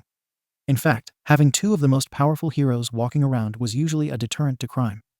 Sometimes criminals even stopped in their tracks and turned themselves into the police, no questions asked. For Izuku, it was something to help him stay calm, and the details, as mentioned above, were a reason why. It brought him joy to see the smiling faces of people as he walked down, knowing they felt better. He could recall more painful years in his youth, dreading the idea of something similar happening to anyone, and made sure to double-check for anything. Being a hero could be challenging, but he loved seeing the people safe. So, you and Mina. What happened? You two barely talked back in Shoto said, out of nowhere. Midoriya eyed his friend with a raised brow, scratching his cheek. He never had talks like this with Redemption, mainly under the idea his friend didn't care much for it. He turned to his friend and looked at the sky. How do you know about that? Midoriya asked in shock. The same way everyone else is, gossip on social media. Shoto brought out his phone. You know how much reporters will look into anything, remember? Ah yeah, I forgot about that. Well, we are not dating, but there's something about her that draws me in. Midoriya looked at Shoto. You know? Shoto shrugged, looking uncertain. The boys walked further along the streets as they continued their patrol. Can't say that I do. I'm still figuring things out with, well, anyone. Eh? But what about our friends back in the girls? Shoto stared with his regular and burnt eye. It was the kind of face that questioned the impertinence of the topic just asked. Izuku blinked in surprise, wondering about the mental state of his friend. He had known the boy for years, but never noticed this side of him. Show Redemption. How long has it been since you had some time to catch up with the others? Izuku asked. The red and white-haired brought up his fingers, trying to count with one hand before adding a second. The counting continued for a few minutes before the boy turned to Midoriya with a shrug, gaining a look of shock from the green-haired boy. It seemed Shoto had immersed himself in his hero career when he graduated. Midoriya said not a word as he tried to process the proper response. The problem with that was that his friend could be as socially awkward as he could sometimes. It helped strengthen their friendship, but could be a real hassle at times like this. The two continued down the street for their patrol, not noticing they were about to run into more company. Zenshin. Zenshin froze and turned to the source, seeing Alien Queen with Uravity around the corner. The boy stopped, zigzagging his attention between Ochako and Mina, who froze like deer in headlights at this awkward encounter. Uravity Alien Queen, how are you two doing? Zenshin tried to sound professional, but he knew that was out the window as he saw his best friend, and maybe girlfriend walking together on patrol. He knew Mina had pushed him and Ochako together, and the girl could be a real demon if angered. While he wondered what they were doing, he couldn't just ask that out in the open, especially with the attention being drawn. A hero stopping and staring at another, particularly like he had affection for that other, was juicy gossip to everyone. And news reporters would pay top billing for any evidence. Oh, you know, Uravity chirped, leaning into the boy's vision. Catching up like old times. She clapped her hands together and pointed them at Redemption. I see you were doing the same. She saw the boys glance at each other, though they had different reasons. Actually, we were just stopping Muscular and some other villains, Shoto explained. But they got away. They're following orders on last laugh. Uravity sighed, knowing how bad things were when that man was mentioned. She had only encountered some thugs under his employment twice. But all she needed was the first to know how dangerous he was. I see, Uravity said soberly. In that case, be careful. The last time I had anything to do with him, I had 5 robberies to deal with. And that was the least of our concerns. Yeah, the guy is definitely crazy, Alien Queen added. She put her hands on the back of her head, looking into the sky. Nobody's seen the guy, and all we got is his voice, and that laugh he sometimes does over the speakers. How is it nobody can keep him out? The 4 sighed as they glanced at a nearby speaker. It was the only clue they ever had about the new villain's existence. That was why he was called Last Laugh, because he would sometimes end his transmissions laughing. The group sighed as Uravity clapped her hands together. Don't worry about it. We've faced worse. She looked Izuku right in the eye. Isn't that right, Zenin? The boy nodded slowly, recalling thought times from the most unexpected developments. From a surprise ambush to kidnappings, underworld bosses, and even a paranormal war, the boy had seen much in his life with his friends. Shoto made a slight noise in agreement, crossing his arms as he did the same. The girls were silent, wondering about the future as the past came to mind. You know what? If we can handle all that, we can handle Last Laugh. We just gotta come together when it matters the most, right? Uravity said, putting on a smile. Yeah, we can handle anything. Alien Queen followed up with a fist pump and wide smile. The boys gave small smiles, mainly because they paled in enthusiasm against the girls. It was then they noticed a small crowd gathering, taking photos of the gang. The group split back into 2 with embarrassed faces as they walked away, saying their goodbyes. Though one had more to say. Goodbye, Zenin for now, Alien Queen said with a soft voice and a hand wave. I'll text Yalatari mean if that's alright. The boy returned it as he watched the pink girl leave with one of his best friends. He groaned lowly as they got out of earshot. Love is complicated, huh? Shoto remarked, patting his friend on the back as they walked past the girl for patrol. You want to talk about it? I don't know. Can we get some meeting to eat? All this activity is making me hungry, Zenin said, pointing down the road. The red and white-haired boy nodded, and the duo went to eat and talk, hopefully without the paparazzi. It was another day in Tokyo. The sun was shining as people walked by, minding their business as they roamed the streets. Everything was peaceful as a villainess in a black trench coat tore her way through the city with maniacal laughter, holding bags of cash. Zahaha. This is what you get for underestimating me, she yelled, pushing through the crowd. Anyone who tried to stop her was met with pain. But as the screams continued, the sound of explosions entered the area. Boom, boom, boom. The villainess narrowed her eyes, knowing what's going on. She swung her arms around, making room, before snatching a little girl away from her parents. The mother screamed, but a mean glare from the woman stopped her cold. The explosions continued as they grew louder and louder, almost overshadowing the cries for help. Soon, a large bang appeared in the sky as a man crashed down. He looked surly as he growled at the villain, who stepped back as the child was held tighter. Hey, let go of the kid or die harder. The crowd was shocked silent as they saw the hero, Dynamite. He landed with his jagged black mask with orange highlights, a militaristic appearance with a black tank top and orange X accompanying baggy pants, a belt loaded with grenades, and steel-toed combat boots. His signature grenade-shaped gauntlets were posed in front of him. His hands sparked with explosions, scaring the girl even more. Wah! The crowd glared at Dynamite, scowling at the boy with malicious eyes. The little girl's screams had even the villain staring at Dynamite in disbelief. Even she, someone on the side of evil, was disappointed at the situation, knowing this was inappropriate. Does it kill you to act like a hero? Even for a minute? Shut up. Wow, you really don't have an indoor voice. The villainess dropped the bag. Dynamite snarled more, crunching his face harder as more jagged teeth were shown. His hands were thrown to his sides as they exploded, propelling him at incredible speed toward the villainess. Oh please. She swerved her body clockwise, dodging with minimal effort as she ducked and took a few steps back. You really think I'm your average thug? She stood up and posed dramatically with her fingerless gloves. The name's Zenshi. Now how about a trade? There's nothing to trade. Now hand over the kid, Dynamite yelled, preparing for another burst. Zenshi wagged her finger, lighting it with shining light before aiming it at the girl. I wouldn't say that. I'd say that I'll let the girl go in exchange for the money and an escape. That sounds fair. What do you think? She said with a sultry tone. She watched as the snarl grew, giggling at the boy's anger. Or I could harm the little girl. You know how things are. Oh, and you got 1 minute to decide. Dynamite growled as the woman gave him the bird. His anger rose tremendously as the crowd watched. One person in particular, the hostage's mother, was enduring the precipice of an anxiety attack. My baby, the mother cried out. She was reaching for her child, being held back by the crowd. Please, someone call a hero. Dynamite gritted his teeth with a snarling face that was more appropriate for a demon. People with mutated appearances didn't look that scary. The mother recouped into the crowd with fear as everyone stepped back. I am a hero.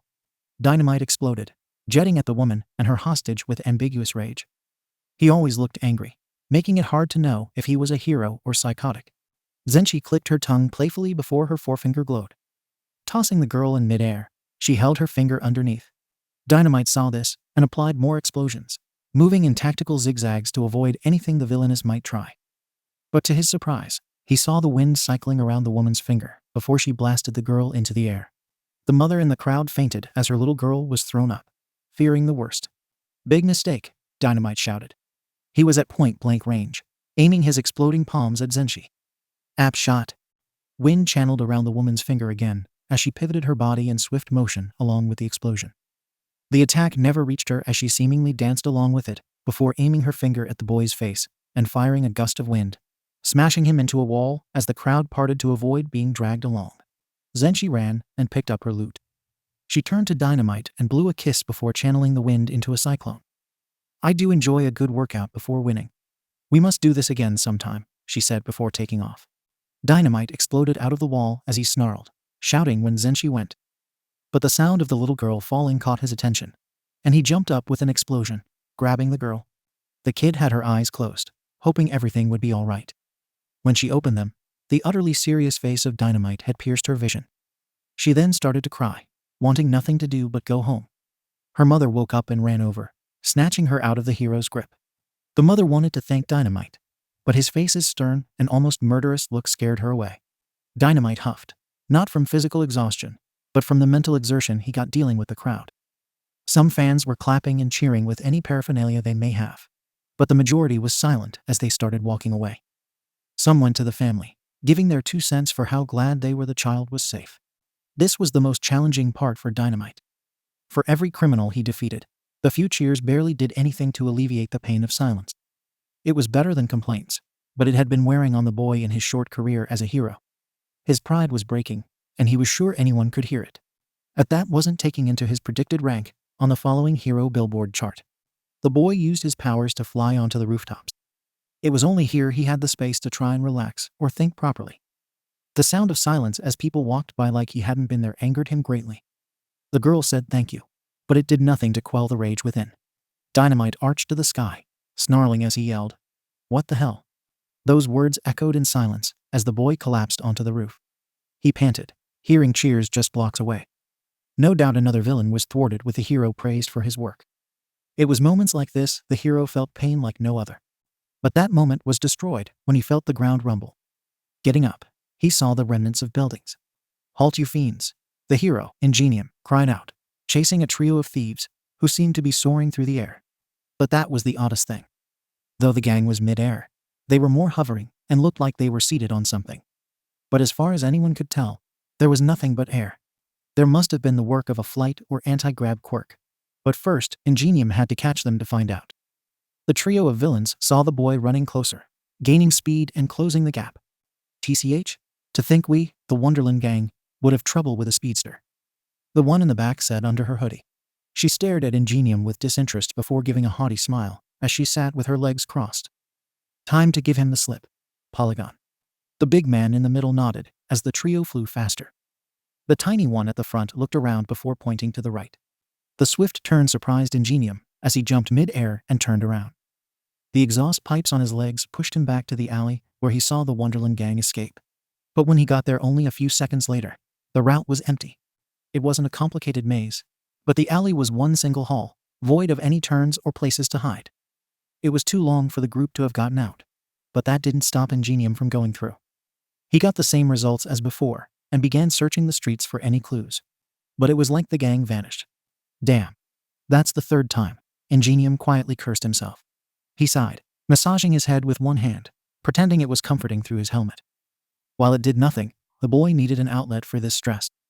The Wonderland gang, though low-key, had eluded capture for months since their arrival. Whatever quirk they were using, one of them allowed for such a quick escape.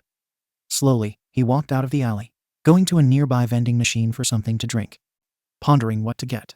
Ingenium was distracted when a young voice turned to him. "You all right, Mr. Hero?" Ingenium glanced at his side, seeing a family nearby. One of the children held a notebook and pen, wanting the hero's autograph. The young boy looked no older than 4 years old. The mother shared her child's expression and eyed the hero with concern as the father simply waved hello. Standing up straighter, the speedster posed dramatically as he said, "Don't worry, citizen. Any danger afoot will be swiftly taken care of." "Then, can you sign this?" The boy held the notepad higher. Swiftly, Ingenium signed the paper before waving off the family. Though he put on a happy face, inside, Ida felt a stone in his stomach. He was on the trail of a gang of small-time crooks and lost them. His pride in his work dropped with pain as he took the time to reassure himself and plan a course of action next time. He left the vending machines, no longer wanting something to drink. It was too depressing. "Hey, Ingenium." The speeding hero turned to see Alien Queen waving at him as she ran over. The boy returned with a wave of his own as his pink friend made her way to him. He wondered if he strayed too far from his route and bumped into her. But such meetings had become more frequent and didn't seem to bother him. "Alien Queen, greetings. I take it your patrol is successful?"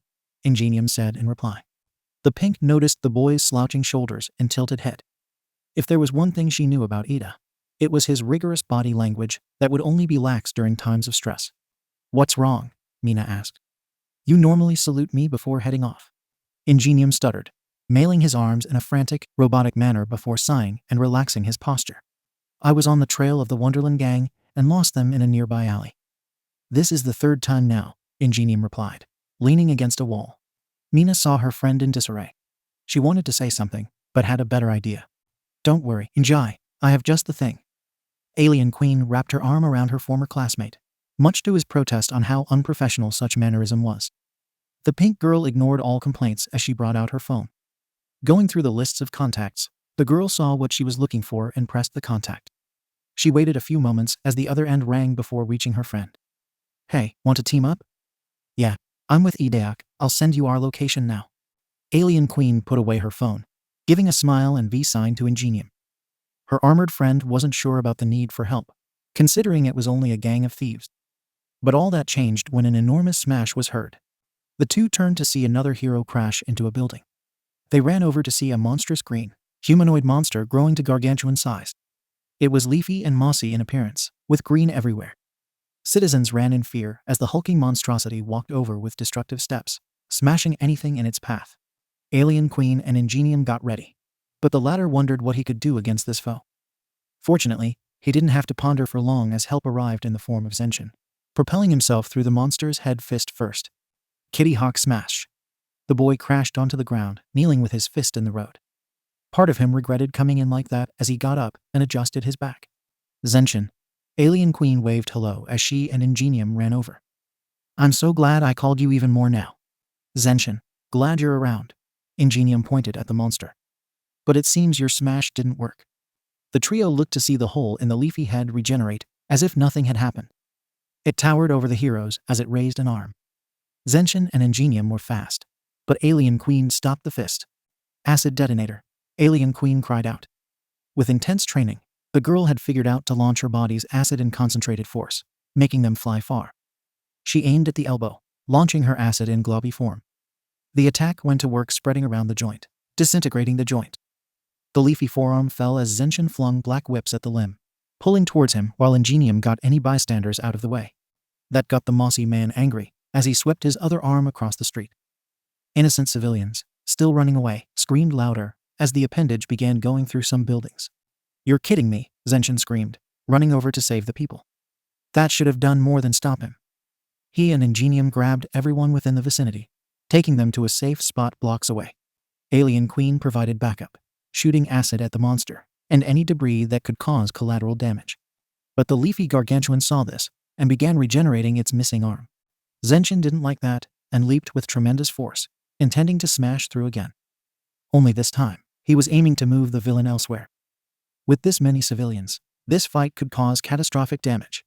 Kitty Hawk smash. The boy flew fist first once again, going through the chest. His punch collided with the leafy body, crumbling through it as he aimed at a paper wall. He went through the body quickly, noticing a branching system running through the inside. Though only inside for a second, he saw something unusual but wasn't sure.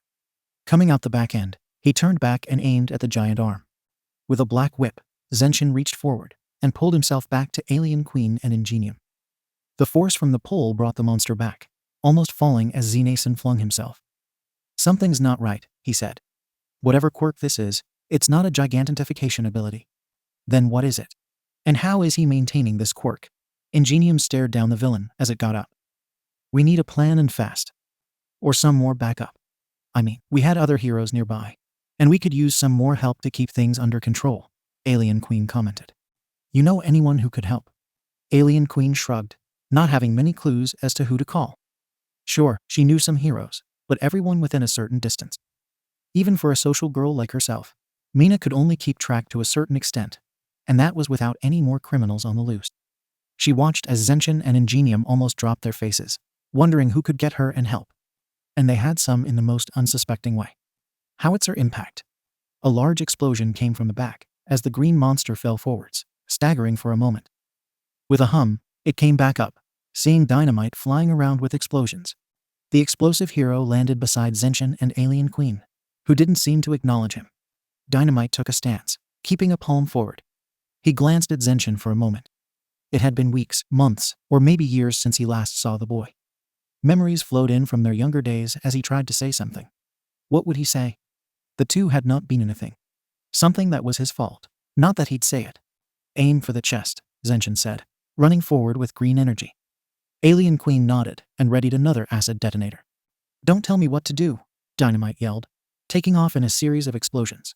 Mina shook her head in frustration before throwing another detonator at the monster's chest. The acid spread, but this time the wound healed faster. But this seemed more defensive than before as the green giant backed away. And the beast stepped back more as Zenin summoned a smokescreen. Dynamite came from behind, his explosions signaling his path like smoky firecrackers as he made his way to the back. "Take this, Big Bang." Dynamite clapped his hands while simultaneously setting off an explosion. He separated them, releasing an explosive blast of epic proportions, singeing the back of the monster. He glared with a slasher smile at his achievement. Zenin jumped through the hole Alien Queen made. He brought one hand up and threw it down furiously. Colorado smash! The body was split in two. The crowd cheered, but the boy wasn't paying attention as he saw the lifeless body shatter and decay as it hit the ground. The remains quickly disappeared as nothing was left. "What's going on?" Zenin asked himself as Alien Queen and Ingenium came up to him. He turned to their inquisitive faces. "Something on your mind, Zenin?" the pink girl asked. "I was pretty sure I saw someone inside controlling it." The two went wide-eyed as they soon surveyed the crowd, looking for any signs of a culprit. But everyone had been running away as the body fell, so it was like finding a needle in a haystack. Zenin shook his head, mentally cursing himself for letting a villain get away. He felt Ingenium put a hand on his shoulder as he turned to his friend. "I'm not happy saying this, but it seems villains are getting smarter." The armored speedster turned to the crowd. "Frightening, since we thought the downfall of all for one would mean the decline of villainy." Alien Queen nodded, remembering the powerful quirk user and the final fight with him. She turned to Zenin, wondering if things would be picking up soon. But all thoughts were blocked out as an explosive landing came from Dynamite. The boy walked over, wondering what was with the group talk, but he stopped as Zenin turned to him. The two stopped and exchanged stares for an awkward minute. "Bakugo." That was the only thing Zenin ever said. He turned around after giving a wave of thanks. Bakugo watched as Izuku just walked away without saying another word. The fight was over, and so was their reason to work together. The boy left, feeling lower than before, as he saw Alien Queen run up to Zenin. He saw Ingenium staring at him from beneath his helmet. He could feel pity from the boy, boiling his blood as he snarled. "What are you looking at?" Ingenium sighed and shook his head. Turning around, he walked away, but not before giving a final word to his old classmate. "You know, if you actually let go of your pride for once, maybe you'd find a more successful career as a hero." Bakugo grinded his teeth, rubbing them together like sandpaper as he watched everyone leave. He exploded to the rooftops, wanting nothing more than to be left alone. Glancing over his shoulder, He saw how people swarmed Zenin, Alien Queen, and Ingenium, putting a stone in his stomach as he volatilely disappeared. Hacking into the security cameras, a group of individuals watched a holoprojection of the entire fight. Replaying the end, they saw the culprit leave the mossy body and run into the crowd unnoticed. It seems Gaara has managed to escape the heroes. When he comes back, we'll inspect him for any defects, one said. We were almost discovered. We need to be more careful. If he was caught. The appearance of Zenin and Dynamite was unforeseen, a matter we have already discussed. This one stood up. If we are to move forward with our plans, risks must be taken. Now that All for One is finally gone, we have taken what is ours and our birthrights back. Agreed. Everyone now stood up in unison. Now, let us wait and watch. Someone get last laugh on a line. Mrs. Shido, glad you could join us this session. Gulping water by the bottle as she panted from her workout, Mina turned to her dance instructor, Mr. Kaseki. The stony man's skin cracked as he stretched his arms before posing like a break dancer. You were completely into the routine today. I take it things have been going well, he asked. Of course, Ishi. Plus, I'm happy to finally be able to work on my dance moves. Mina sidestepped with a hop. She smiled with a backflip before landing on one hand. Bending backwards, she came back to her feet and bounced around. I gotta keep myself limber, fit, and most of all, happy. Kaseki joined his student, as the two had a small dance-off. The remaining dancers who stayed behind to chat clapped along as they watched. It was during moments like this that Mina felt her happiest. To hear the people around her happy brought a sense of self-fulfillment she barely knew existed. It was only after her limbs felt like gelatin did she stop, now more exhausted than ever. Scrambling to her duffel bag, she went for 3 of the last 5 water bottles as she cooled herself off. Glancing over her shoulder, she saw Kaseki back flipping without breaking a sweat. Sheesh, Ishi. It's like you don't have a limit. What's your secret? The stone man brought one finger to his smile and winked. That's something you'll have to learn from my classes, he said. Mina puffed her cheeks before sticking out her younger with a smile. She giggled before grabbing her duffel bag. Then I'll have to keep coming, she said. A wave goodbye, and the girl left the studio, walking through the stairs of the complex. Exiting the building, Mina took a deep breath, refreshing herself as she looked around for something new. Because every day had, more or less, the same routine, she wanted something to invigorate her, be it something like a movie to sometimes helping with a charity. Maybe she'd even get into costume and post something online for her fans, provided her agency's manager wouldn't complain about surprise posts. Such concerns were never significant. What had become one was this new spa that Mina had spotted. If there was one thing that she enjoyed was the discount a hero could gain in connection to their prestige. The girl wasn't famous, but that never stopped her from seeing how much she could save on her fair budget. Walking down the street, smashing could be heard as people screamed. Mina glanced in the direction, seeing all the scared faces. The girl grimaced. Such fate was inevitable for heroes. It was called the vacation paradox, as all heroes call it. But the girl called it stupid, despite turning and being about to change and run in. But there was hesitation, not from cowardice but a want of relaxation. It was a small sting, but it was enough to grab her attention for a moment. Over the past week, Alien Queen had apprehended 15 robbers. This was normal, but there were also the up-and-coming supervillains that were becoming more frequent. And while the girl had deserved some time off, the call to save others was wanted more. Guess I'll have to call in about overtime again. Mina ran to the nearest store to change, but a familiar voice sent a calming presence to her and the crowd. St. Louis Smash. Mina turned to see Zenin slamming his fist into the face of a volcano quirk villain. The guy was enormous compared to the boy, with a hunchback and a crater at the top. The man crashed, imprinting on the cement. Zenin slammed down as he faced off against him. The people around screamed as girls and women ran over to watch with phones out and camera apps ready. Class villain, Vulcan. Surrender now or I'll stop going easy on you, Zenin yelled. Flames decorated the Vulcan's shoulders, face, chest, and legs, giving off a shadowing face despite being in the sunlight.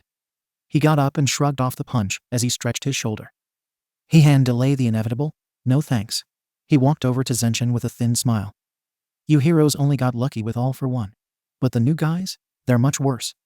A blast came from his hands as Zenin grabbed the streets and dug up a makeshift shield. Yeah, Zenin.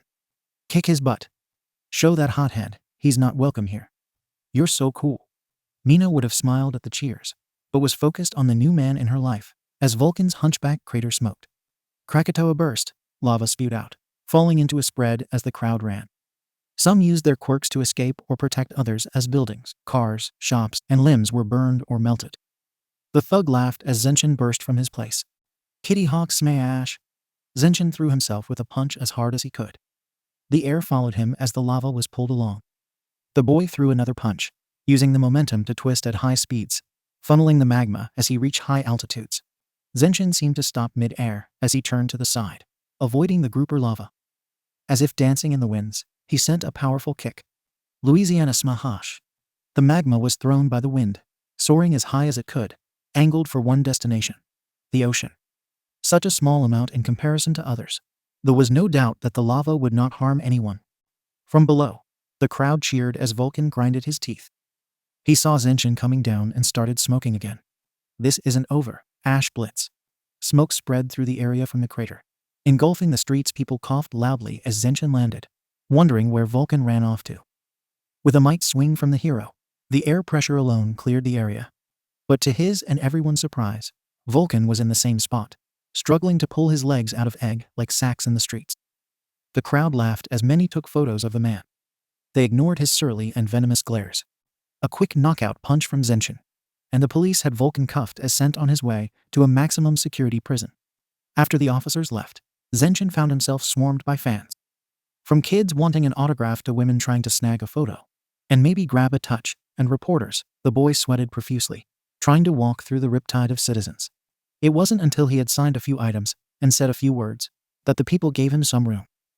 With cackling green energy, Zenin jumped to the rooftops as he went back on patrol. Mina watched as she saw the people leave. Staring at the building tops, the girl smiled as she went in between two and put her shoes into the duffel bag. With her acidic powers, she climbed up to 6 stories. There, Zenin was resting against the doorway. Mina tiptoed over, secreting some non-acidic slime to absorb the sound of her steps. She was like a mouse, too quiet to notice until she spoke. I figured you'd take a breather, but next you might want to use a different rooftop. Zenin jumped up and saw the childish smirk on Mina. He puckered in his lips as he blushed, enduring the girl's laughter. After a few moments, they looked at each with a smile. Hey. Thanks for the help. Whatever do you mean? Mina fluttered her eyelashes. Zenin rolled his eyes under his domino mask. A shake of his head, and the girl knew he stopped playing along. I gotta say, we need to stop meeting at work so much. When's your next day off? Mina asked. Izuku blinked, not saying a word as an awkward silence filled the air between them. Izukudo, you take days off? Mina asked. She saw Izuku's chest rise and fall rapidly despite his neutral face. What do you mean, I have time off? Izuku looked at Mina with innocent eyes. But the pink girl knew better, detecting more mixed emotions underneath the facade. And what do you do on this time off? Mina leaned towards the boy, doing her best to look like a cop grilling a suspect. To the outsiders watching, it was pretty funny to watch as the taller boy sweated. I get groceries, cook, see my mom. I mean, not being a hero as a day and relax. Mina went to her tiptoes to lean into the boy. You know, like be a regular guy. Zenin blinked. The idea sounded foreign to him, yet felt like a large boulder at the bottom of a mountain, taunting with a predatory smile. Mina dropped her head and unlocked her phone. Listen, I'm gonna take another day off, and I want you to do the same. We'll hang out and have some fun, and then you can go back to constant work. She then gave a Cheshire smile. That is, if you want to. Just a warning, I'm too much fun. You might even forget about being a hero. Izuku stared in silence, scratching the side of his chin. He counted his finger, one by one slowly before nodding with a small smile. Then it settled. Mina texted away at her phone. Here's where we'll start. And one last thing. The alarm rang on Izuku's phone, waking the boy. Stretching, he got up, making sure he was limber for work. Only this time, remembered he was taking a day to spend with Mina. It was a strange, empty feeling.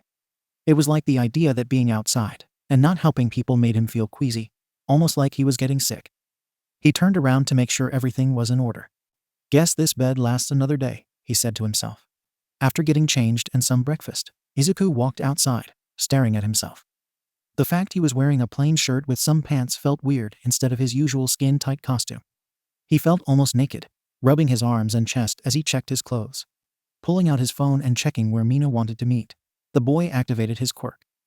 Green energy cackled in his body as he got ready to jump, but stopped as words from Mina rang in his mind. I don't want you using your powers unless needed. You can drive or take the train and bus. Tomorrow is all about relaxing. Got it.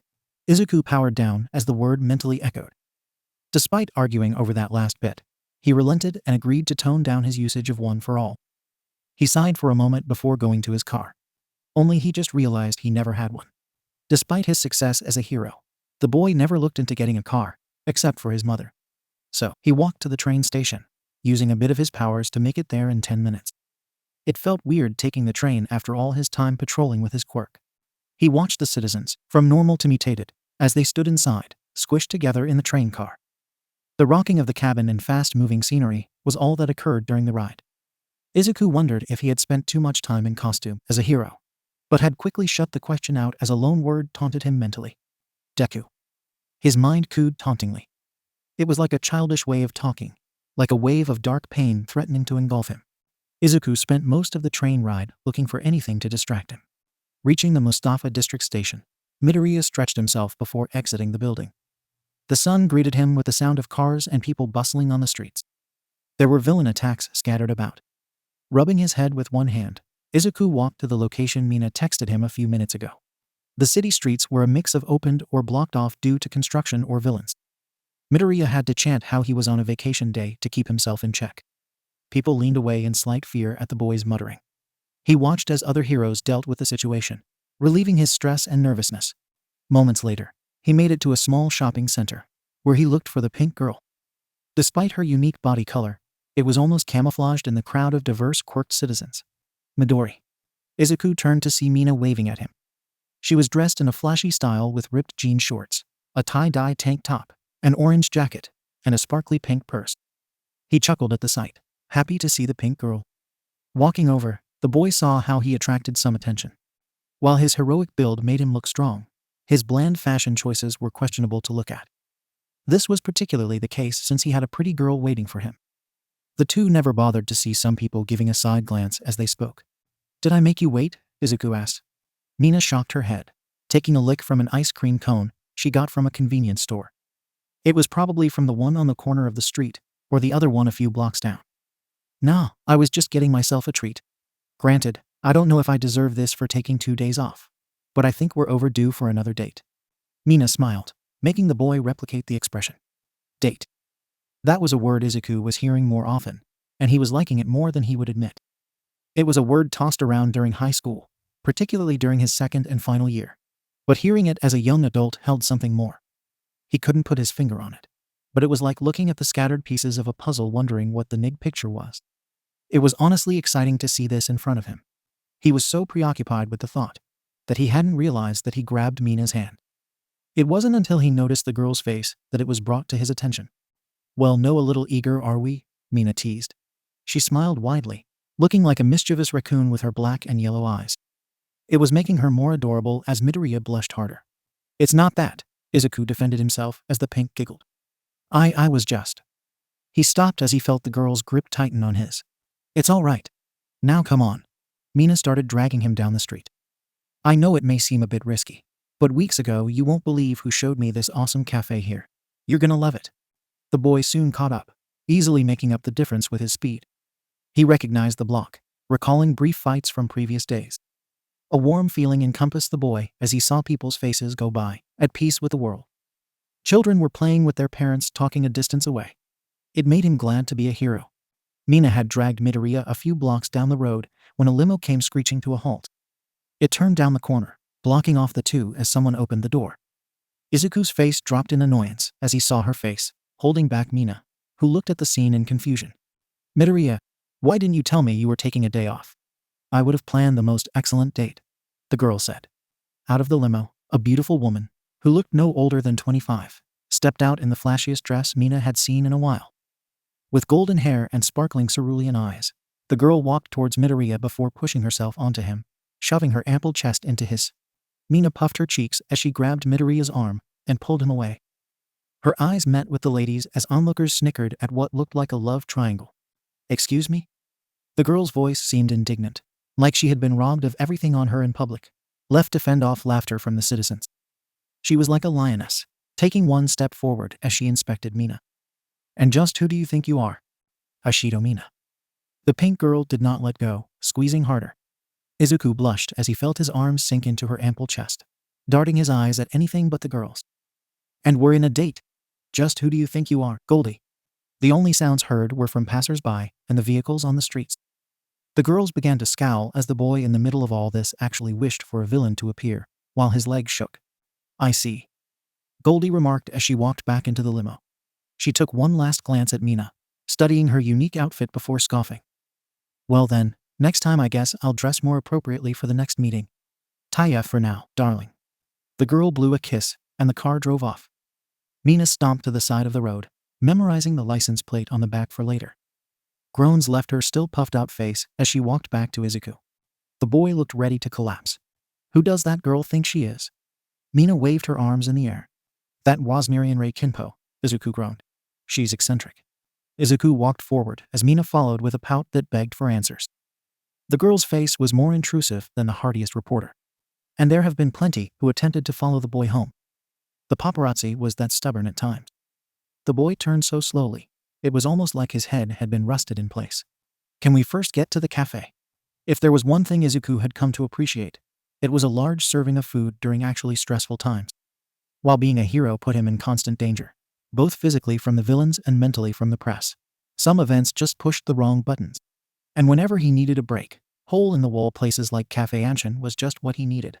Izuku and Mina had seated themselves down. The boy had already asked for 2 slices of chocolate cake with 3 trays of sandwiches. Mina giggled, ordering a slice of chocolate cake with tea as the waiter left. You know, despite what just happened, it's going to be funny seeing you scarf down all that food, Mina said. She propped her head on her arms, simply watching Izuku with a grin. Izuku nodded with a small, nervous smile as he waited. Part of him wanted to hide his head in his plate, ignoring the world to grasp a sense of privacy. Like an ostrich checking on its egg. Oh, relax. I know the food here is good. You'll relax in no time. Oh, so you know of this place too. You know, it's actually funny. You wouldn't believe who took me here. Midoriya, Mina. The two turned to see Ochako waving as she ran over. She smiled as grabbed a chair. She put down her food, some sandwiches and tea, and smiled. Why didn't you tell me you would be here? Ochako sounded almost offended. This had been one of her favorite places, and she was more than happy to have company, even if things between her and Mina needed to be sorted out. But she ignored that as the others continued speaking. Ochako, I was just talking about you, Mina cried out. She got up and greeted her friend with her arms in the air. Wait, Ochako brought you here too? Izuku asked. I took her here like I did with you. Ochako clapped her hands as she gasped. This could be like a hangout for us and our friends. Yeah, but then the paparazzi would be everywhere. Izuku's words smashed the joy out of the girls. He gave a nervous smile as he held his hands up to block their glares. So, what brings you two here? Ochako dropped her glare as she went back to being her usual bubbly self. Another date. Though Mina said her answer, it sounded more like a question. While she still had much to talk about with Ochako, there was no idea of where the two were at this topic. The pink girl knew she was still in her right to go on a date with the boy. But it was obvious there were still landmines here and there. Is that so? Ochako sipped loudly, sending a small chill down Midoriya's and Ishido's spines. She looked between the two, taking a bite of a sandwich. It wasn't until the waiter came by with orders that the silence was replaced with the sound of eating. Mina desperately wanted to change the subject, as did Izuku. And the pink girl had one topic in mind, blurting it out without thinking. So who was that kin girl? Ochako blinked before wearing a face of understanding. She slowly turned to the green-haired boy, who had a look of despair. Miriam-Ray Kinpo, Izuku said. Ochako said nothing as she sipped silently. Putting down the drink, the girl rubbed her forehead before putting her friend on the back. She sighed deeply, slouching in her chair before pushing herself back up. So, what was it this time? The same as last time. Of course. Wait, you know her? Mina stood up, leaning on the table. She had only now met the girl, and seeing her friend's reaction made things even more interesting. She's one Izuku's quirk suitors. Ochako dragged that sentence through the ground like it was a dead albatross. Mina's jaw dropped as the pieces were put together. In the age of quirks and superpowers, quirk marriage had been around for decades. Among those, quirk suitors were of often influential or wealthy families, wishing to strengthen their familiar DNA. And no matter what, heroes were always the prime candidates. So, she wants all my quirks in hopes of creating the perfect lineage. Izuku crashed his face into the table. He had forgotten about the slice of cake in front of him, covering himself in the process. Okako rubbed the boys as she called for a waiter. Can we get some napkins? And my friend could use another slice of cake. I can still remember the day she barged into the agency and talked about marriage, Izuku groaned, rubbing his head. He stopped, realizing he hadn't cleaned his face, seeing the chocolate bits on his fingers. Why is this happening to me? Why won't she leave me alone? I thought I wouldn't run into her after the last meeting last week. I even told her wasn't interested the first time, he muttered, still upset with the whole situation. What'd you expect? I mean, one for all can carry multiple quirks. If you were to actually pass that to your kids, who knows what could happen? Yeah, but I'm tired of the letters and surprise visits at the agency. Izuku brought his face up. His tears did nothing to wash away the cake on him. Mina grabbed her napkin and began wiping. The pink girl was silent with a blank face. But on the inside, anger boiled. She knew this was how things were, but that didn't mean she had to like it. There had been times when she went to interviews with potential suitors under the disguise of a business meeting. By the second outing, she became privy to the settings. Mina could always learn social settings fast. But still, that didn't mean she liked hearing of her guys' offerings during their time. This is another date. Mina's words broke her silence. What? Izuku turned to her as she did to him. This is a date. We're on a date. The boy nodded. So as far as Miss Pretty Hair is concerned, she has to wait in line, 'cause I'm not letting you go. Is that so? Ochako's face hid her demonic curiosity of anger behind a smile. But it could be felt by Mina. Izuku sweated nervously, ordering another slice of cake as the nearby waiter walked away swiftly. All the while, he wondered how he got into this situation. But luckily, the waiter arrived with their order, providing the perfect distraction for the boy to deflect the current topic. Right now, the only romance he wanted was staring at him with yellow and black eyes. After finishing their meal, the trio parted ways with Ochako wishing Izuku and Mina luck and a good day. Well, that was fun, Mina chimed in, stretching her arms as she smiled. So, after that impromptu meeting, you want to walk around, work off all that cake? Izuku gave a solid smile and a nod. They began walking aimlessly as they caught up about their days during work. Mina took the time to vent about her worries with her manager and agents. And you won't believe what this designer had to say about my costume. Mina stomped her feet. He said it didn't connect well with today's youth and needs some modification. But when he showed me the design, all I saw was that they made me look like a magical girl. Ugh. The pink girl leaned on a brick wall, now noticing how they had entered a residential district. Izuku sweated a bit before nodding in agreement. Yeah, I kinda get ya. I once had someone come in saying, I need to differentiate myself from All Might. The next day, I get something that looks more like swimsuit than a costume. He rubbed the back of his head, sweating even more. Really? Mina bounced up and grabbed him by the chest. Her hands went over his sculpted features, making her blush at the thought. You gotta show me the pictures. This I gotta see. And no way, Izuku jumped back. Besides, I took the photos and threw them in the garbage. Oh, Mina pouted before she grabbed the boy's hand and continued their date. As they walked back, Midoriya's eyes snapped to a playground. It was a normal place with swings, slides, and other fun implements for children to play together. But what got his attention was the children. The hero stopped in his tracks as he saw a little boy held in place by two kids. Behind was a little girl with compound eyes and short scraggy hair and bug wings, watching with tears in her eyes. In front was a boy with electric hair and a cocky slasher smile, cracking his knuckles. Midoriya ran up as Mina tried to catch him. Midori, what are you doing? Mina cried out. She ran after him as she saw what happened. The pinned-down boy was punched in the face by the electric-haired boy. You want to say that again, quirkless? The bully teased. Yao shouldn't hurt people like that. The kid squeaked out. He was crying, something the other two bullies jeered at him for. Midoriya didn't catch what was said next. All he saw was the lead bully sparking electricity before reeling back his fist. That's enough, Midoriya yelled, reaching the park. His body crackled with green energy as he stared down the bullies. The two let go of the kid as their leader scowled at Midoriya. What do you want, old man? Get lost, we're busy. The lead bully said, while Midoriya glared at him. I said, that's enough, he yelled, cackling green energy, while Mina went to check on the kid that was being picked on. Mina saw the boy was all right, but gasped as she saw Midoriya's face. Tears cascaded the kid's face. Izuku felt the same in his childhood days. Always the victim, but with no hope of being saved. For a moment, he saw himself in the child, wanting nothing more than to say it would be all right. But this was always one incident next to many more to come. The child said his thanks and ran as the other got up. The boy watched as the mothers came, and picked up the children. One of them thanked Midoriya, but he barely registered it. Going to a nearby bench, he stared into nothingness from his seat. It wouldn't be until Mina took the empty space next to him that he came back to earth. "Midoriya, are you all right?" Mina asked. Izuku said nothing. His face was blank, unreadable like a record. There was something etched in, but with nothing to express the emotions. A couple tears fell from one eye, and Midoriya got up. "I hate this," he said. Mina felt tears form as she heard those words. Though she knew not for her, it still brought pain to her heart. I gotta go. We'll catch up next time." That was all Izuku said before he left with a wave. Mina stood in silence as she watched the boy walk away. Birds cawed in the evening sky as the pink girl frowned before walking away. Part of her wanted to go to Izuku and help him out, but she knew not what to say. She knew his past, but there were still plenty of demons, it seemed. So for next time, she decided to do everything she could to make things right. It was a promise she made as she walked Shine. Izuku gasped awake with sweat trickling down as he checked his phone. The screen lit up, revealing the date and time. The former was insignificant compared to the latter, which read as 5 in the morning, 1 hour before his alarm.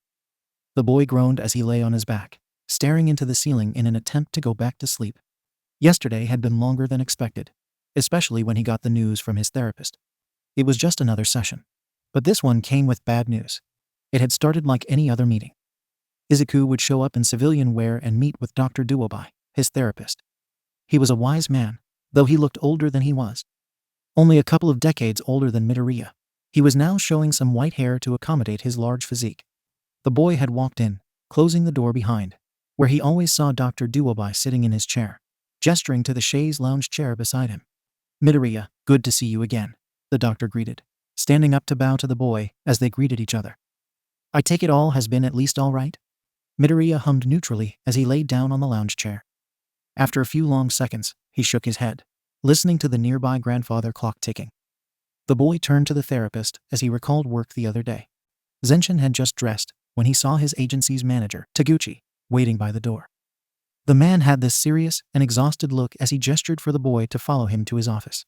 Izuku had known that look for a while and sighed as he walked beside the man. Neither one made a sound till they arrived at the office, closed the doors, and sat down. "Zenshin, you know I haven't been working here for long. Heck, I'm the 4th manager you've had," Taguchi started. He opened the window and took a long drag from a newly lit cigarette. The smoke danced in the wind as it left the room. "And I know you love helping people. It was shocking to hear you even took a day off." He adjusted his chair, looking directly at Zenshin now. "But you gotta think about the publicity stunts you're doing," he said, bringing out a holographic projection. "I mean, you can't just say things like equality for everyone and only have the quirkless or kaijin around. You gotta add some variety. The data is in, and some people are concerned about Yuri, don't even know what to call this." Izuku's face darkened as he stared at the projection. He was extremely proud of that moment. The look on the kids' faces after saving them from a villain was priceless. And he even took the photo and put it on social media, despite divisive comments and reactions. "Look, I know you want to help people, but how many times does anyone look at the story of the quirkless anymore?" Taguchi rubbed the cigarette into the ashtray, done with a stick. He didn't look Zenshin in the eye, knowing how mad the boy was. All Izuku did was stand up abruptly and walk to the door. Before he left, he said one thing. "To answer your question, when was the last time anyone told the story of the quirkless?" A slam of the door, and the boy was gone, leaving the manager to sigh as he got up for an early drink. Izuku almost shed tears as he finished explaining the memory. His body burned with anger, almost threatening to overcook him with the emotion. No words could escape his gritted teeth as he stared at the therapist. So this manager also was not keen on this publicity stunt. Duobai gave the boy a tissue once more. As of that, the worst of it. Izuku blew his nose. "Taguchi also wanted to talk to me about Mina." "Mina? I take it this had more to do with Alien Queen." "Yeah." Midoriya calmed down as he sat up and looked the man in the eye. "But I left before he could ask anything. I get that there's some showmanship in being a hero, but I don't want anyone being involved with my love life but me." Dr. Duobai watched as the boy crashed back into the chair, sighing loudly with his frowning face. He had seen this look many times before, writing this down on a paper notepad before speaking. "Does your mother know about Mina?" he asked. The doctor smiled at Midoriya's nervous grin, being engulfed by a blush. "My mom is happy to hear I'm seeing someone. She's asking about Mina coming over one day," Izuku said. "How often does she ask about her?" Every day before I leave for work now. Next time I see Mina, I'll have to tell her. Good. I take it she knows about some of your issues? Mr. Duobai counted his fingers. Your past should be known by your friends. Not to mention other secrets like One for All. But do any of them know of the repercussions? Such as danger sense, for example. Izuku sweated profusely, looking away from the man as his thumbs twiddled together. The boy had his fair share of mental health concerns that were too deep-rooted to remove yet. Some were impossible to be rid of. The boy spoke after a few awkward minutes. I've never said a word to her. In fact, I haven't told any of my friends. Mom and all might know, but they don't say anything. For now, I'm handling things well. Izuku was silent, puckering his lips inward like he ate something extremely sour. I'm guessing there's a but. Izuku said nothing, keeping his mouth shut and his heart closed. Dr. Duobai knew what this was about, but respected his client's privacy. This was one of many appointments, and he could wait patiently. To him, it was about the progress and steps taken. Well, I guess we can call it a day then. Call me when you need anything. Dr. Duobai got up as Izuku did. The two shook hands and smiled as the therapist led Izuku out the door. But he stopped with his hand on the knob and gave a dreadful glare at his patient. Mr. Midoriya. His tone was somber as he stopped the boy. As you are aware, the next board ranking are within the coming months, and the new Hero Public Safety Commission has contacted me. I suspect they explained the same with you. Izuku is silent, but nodded, keeping his head turned away. I'm sorry. I pleaded on your psychology state, while good and stable, but it seems... I get it. Midoriya had chuckled in defeat. The world seemed against him once again, like his childhood. I guess something don't change easily. The therapist nodded and opened the door, wishing the boy well. He closed after he saw his patient leave and sat down on his chair, sighing as he readied himself for the next meeting. Changing into his costume, Zenin ran to the city where he patrolled the streets. Soon, he saw comrades in costume walk by. Most greeted with highly friendly gestures, with some wrapping an arm around his neck to bring the boy in. These heroes would often talk about hanging out or how they were friends around other people as they snapped photos. But it was usually the first time Zenin would meet these people. That was the only thing that was routine today. Crime was silent, a rarity that was second to none in the eyes of Izuku. Well, at least in his part of the woods. But that didn't mean things were stress-free. On this day, he had more people asking for autographs and parts of his time. While such occasions were part of the hero career, doing so without stopping a single crime made the boy feel more like a standee. It was like his life was made just to exist like person going on a journey for their identity. Sure, Izuku knew his place, but being celebrated because of his fame was uneasy. After a half-hour of relative silence, the boy jumped his section to find out how others were doing. Just as he imagined, the next section over was having trouble. That was an understatement, given was a gang war that broke out. People ran down the street screaming as quirks of all kinds were flung in every direction possible. The police bordered the battle with riot gear, as some heroes maintained position from afar. Those with ranged quirks, from heroes who shot projectiles like Gunhead to others like the stretching hero Gibbon Fist, waited patiently in the outskirts, looking for a chance to strike. Only a handful of others waited further away, mainly those who relied on close combat. Citizens in the apartments above filmed with their phones, while they huddled in fear as the gang shouted and yelled. You punks have terrorized us long enough. Time for some payback. And when we're done, you'll think twice before entering Tsutoki turf again. It was a gang war between a neighborhood watch and a gang, the Tsutoki. The latter was small time, but was growing in numbers and infamy. However, that wasn't the case for every hero, including the ones with Zenin at the borders of the fight. Zenin watched as he saw everyone scramble to safety.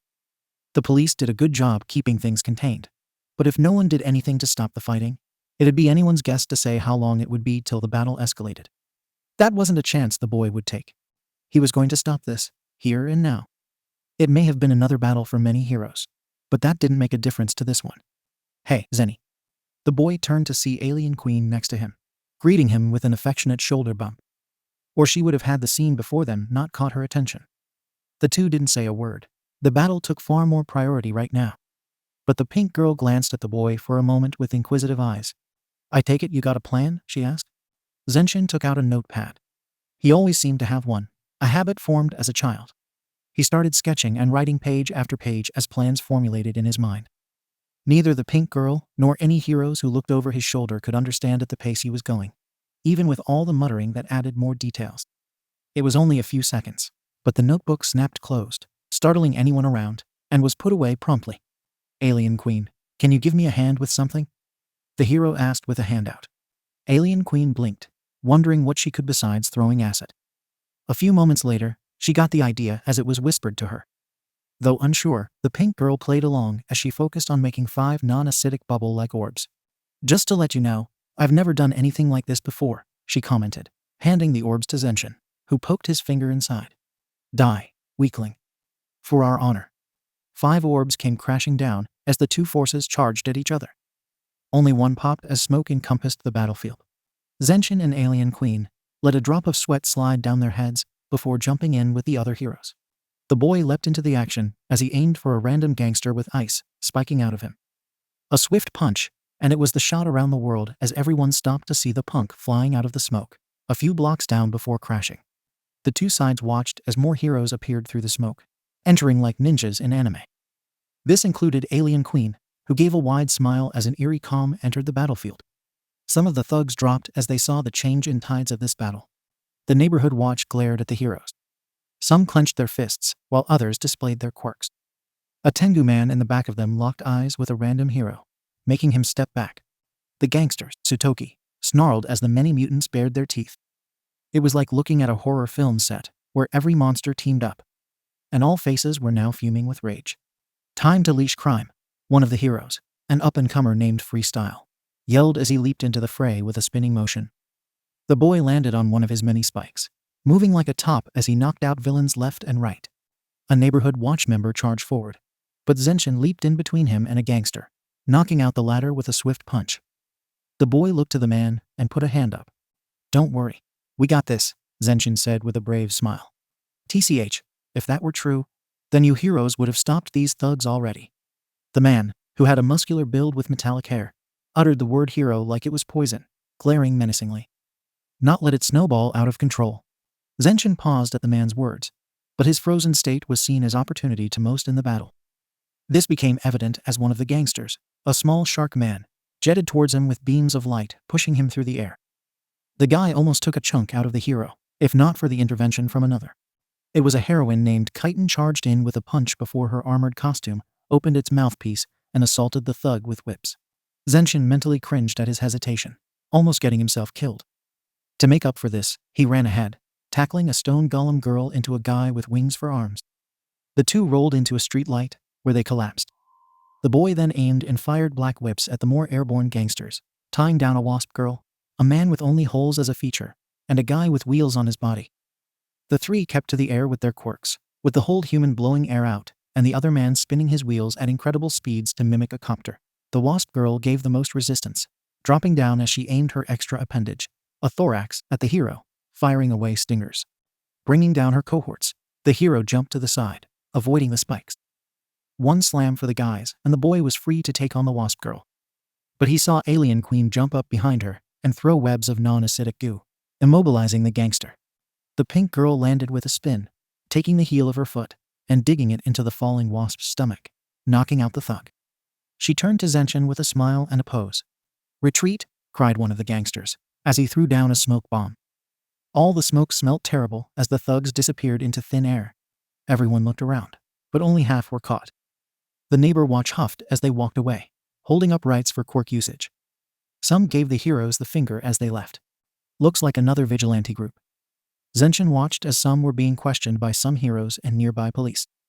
One of them snarled at a hero before leaving, wanting nothing but to be left alone. Only this one seemed more violent. Another hero, a upstart named Feedback, walked as he wrapped an arm around Zenin. He was dressed flamboyantly, looking like a rock and roll monster in a red costume. "Will you relax? There's nothing wrong as long as we're here." He turned to the crowd, or more specifically his phone, posing. "Ain't that right, folks? As long as true heroes exist, we won't let you down." The screen lit up with various reactions as Zenin glanced over his shoulder. He carefully and respectfully removed the arm as he walked away. The hero heard Feedback questioning him, but he didn't bother to listen. The neighborhood watch has him thinking, mainly about the gang. He didn't notice any lenses following him. The news he promptly arrived, mostly local, and immediately started asking standard questions. What happened? How did this happen? How did you come to stopping the gangsters? Who would you say played the biggest pet in the villain's capture? Any comments? The list went on as the reporters first stormed Zenin. The boy stared behind his mask as he tried to answer as professionally as possible before other heroes butted in. Those from before, Feedback and Freestyle, acted buddy-buddy with Zenin, as they soon took the spotlight away. Once the punks were taken into custody, and everyone was safe, Zenin turned away, about to leave, until someone called out to him. He knew the voice wasn't a reporter's by her concerned tone. Izuku? The boy looked up to see black and yellow eyes staring into his. Seeing the pink face of Mina made the boy's mind halt as he gazed at her. The girl did not wear her signature smile, adopting a more neutral look between their moment of silence. Hey, Mina greeted meekly. She gave a small wave, walking up gently to the boy's side. You all right? Izuku felt a wave of relief, like the stress from just now slowly hooked and reeled out of his body.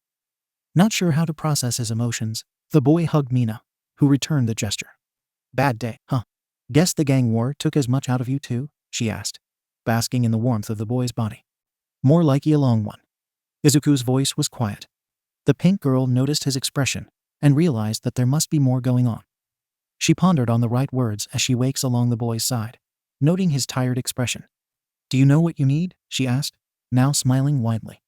Izuku was quiet as he turned his head towards her. The girl stared at him while he raised a brow. Come on, Mina said, grabbing the boy's hand. Despite the boy having a super strength quirk, he felt unable to resist the girl. Where are we going? Izuku asked. We need to cheer you up, and I know just the place. Midoriya stuttered a response as he was being pulled. He was too curious to activate his quirk, and he felt too lethargic to do so, opting to see where they were going as they went down blocks. Mina looked around as her finger acted as a compass. It would sway to the left then to the right, as the girl found her bearings and landmarks. At times, it seemed more like she was lost and dragging the boy around for nothing, only to stop at a corner where she jumped a bit. Ooh, there's one here, Mina exclaimed, running full force with Izuku in tow. Mina, where are? You'll see. Now hurry up. I know the perfect place to unwind, she said as she kept dragging him. A few blocks later, the boy soon saw where she dragged him to as they stopped at a quiet road. The streets were mostly empty save for the open stores and its employees. It wasn't bustling or trendy, but it had an old-fashioned feel as Mina pointed at a building in the middle of the block, in an alley. Here, Mina exclaimed. This is the place. Izuku looked up as he saw a neon sign on the side of the building. A karaoke bar, Izuku said. Waking into the building, the boy looked around at the entrance. He never seen a place quite like this. It was quiet, too quiet for his liking. Whenever the boy heard of the activity, he had always expected more noise and vibrant settings. But the entrance looked warm and cozy as Mina bounced up to the clerk. Room for two, please. She leaned onto the counter, holding out 2 fingers with a bubbly smile. She placed money in the coin tray as the clerk typed away on the computer. Thank you for your patronage. Room 6, on the 2nd floor, is available for your use. Have a good day, the worker said as he handed Mina the keys. The pink girl thanked him as she gestured Izuku to follow her up the stairs. The place seemed quiet as he heard music from the rooms upstairs. The hallway with their room was warmly plain with a simple rug and doors. Mina dragged Izuku to the karaoke room, excited as she closed the door and picked up the tablet. She started ordering a bunch of songs as she held onto the microphone by it. After picking 10 songs, she handed it to the boy. Mina, why did you bring me here? Izuku asked, taking the tablet as he looked over the songs. There was a variety of playlists and choices that the boy didn't know where to start. To relax, Mina said through the mic. She walked to the small stage in the room's back as she twirled around before stopping, pointing at Izuku. And if there's one thing that gets the funk out, it's karaoke. I don't know, Mina. Would All Might back down from karaoke? Mina yelled. She got her results as the boy groaned, knowing how much the boy's idol could be used as motivation. But I don't know any songs. Midoriya droned. Then let's start with the ones I picked, and we'll move from there. Mina held out her hand as Izuku looked up. She put away the mic as she stared into his eyes. Come on, Midori. I know we didn't get to hang out much in UA, but if there's one thing I've learned, you gotta sometimes try something new. If you don't like it, I won't ever come here again with you. So what do you say? Izuku stared at the pink hand near his head. He sighed as he tapped on the tablet, giving a small smile. All right. But let's get something to drink first. I could use some tea, Izuku relied. Yeah, Mina screamed, making a V sign. Let's party all night. While metaphorical at best, the two decided to stay for a while. Midoriya was never much for singing, evident as Mina laughed at his tones. Seeing the boy sweat as he stuttered at some notes was quite a laugh. Come on. It wasn't that bad, Izuku said, scratching his hair. You kidding? It's like a insert hearing you sing. Mina grabbed her glass of pink lemonade as she continued. I mean, you'd think a hero aiming for the top would go beyond. Like All Might said, plus ultra. No sooner did she say those last two words, Mina threw her glass into the air too fast. The beverage flew up like a geyser before making its way onto the girl, staining her tank top. Seriously, the girl cried out, combing her hands through her hair. It was a sticky mess that ruined the girl's morning brushing. She paused, hearing a snort from Izuku, who was tearing up. Oh no you don't, Mina jumped the boy, attempting some form of payback.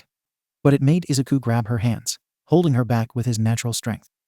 Super strength or not, he worked out regularly, resulting in physical strength that Mina couldn't surpass. The girl's attempt at saving face had the boy bursting out into laughter. He couldn't remember the last time he enjoyed himself outside of hero work. You think that's funny, huh? Wait till I... Thank you, Mina. Izuku's words snapped the girl's attention to him. She saw him with a real smile, the kind that genuinely happy. Anytime. The pink girl stopped her attack as she moved her hands to the boy's side as they smiled at each other. The darkly lit karaoke room became quiet as the two stared into each other's eyes. The laughter became silent as they realized how close they were, blushing a deep red, but not breaking the eye lock. Midoriya didn't know what pushed him. Maybe it was the stress of today, or the fact it was just the two of them, but leaned in as Mina's widened in surprise. But soon the girl responded by tilting her head up. The two closed the gap as their lips collided, and they paused as they savored the kiss, now realizing what was happening. Gazing into each other's eyes, Izuku and Mina melted into each other's lips as they wrapped their arms together, not intending to let each other go. The kiss was chaste, but passionate as the couple closed the gap between their bodies. Izuku noticed how Mina's lips had a citric taste, similar to a lemon or orange. It gave a sharp tinkle on his mouth, enticing the boy, and he leaned in. Throughout his life, the boy couldn't remember when he could feel such illicit emotions, rolling the girl over as he deepened the kiss, only to be pushed back as Mina parted their lips. Seems someone's a little antsy. Mina teased with a kick of her lips. It sent a clear message that brought Izuku back to earth as he stood straight with a blush. Sorry, it was just that. He didn't finish as the pink girl laughed, pointing at his face. She calmed down after a moment, wearing a sultry smile. Mina touched her lips, blushing as her arms draped over the man's chest as she laid down on him. She snuggled with a hum, relaxing the boy as they leaned into the booth seats. A muscular arm found its way around the girl's back and onto her shoulder, making the two smile. This is so. Izuku paused as he stared at the pink girl.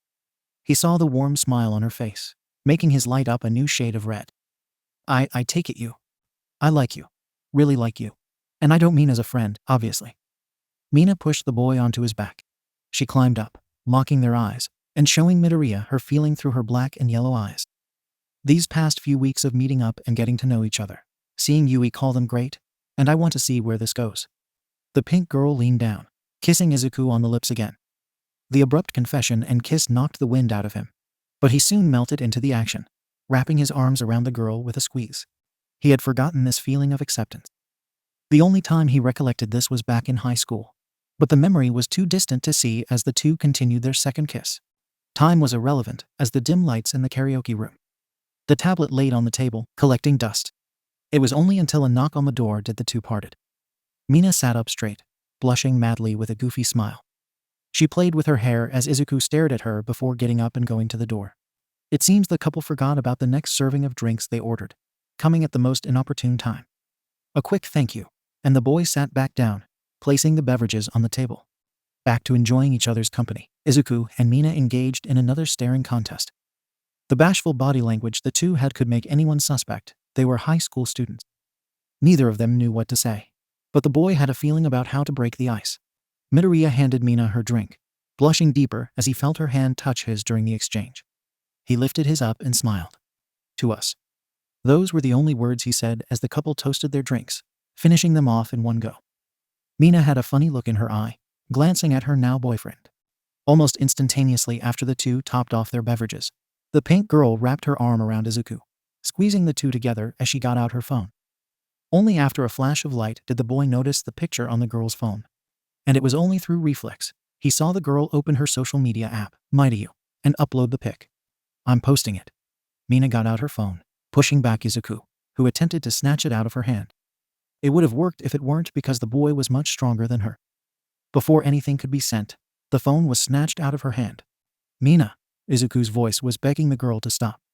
For a moment, it excited the girl, giving her a sense of power over the boy. But after a few minutes of unsuccessfully trying to reach her phone, the girl calmed down enough to listen to the boy and his reasoning. Midoriya grabbed Mina's hands, holding them firmly in his own. It had been a long time since the girl felt such strength. Memories of a past romance filled her head, but that was too far away for her to care as she stared into the boy's green eyes. Mina, Izuku started. I know we're now just going official, but I don't want the world to know it. We both have issues with our agencies, and I think if they found out, it would just add too many troubles. He squeezed the girl's hands with controlled strength. So please, can we take this one step at a time? I've never had anything like this before. Mina didn't look convinced as she puffed her chest.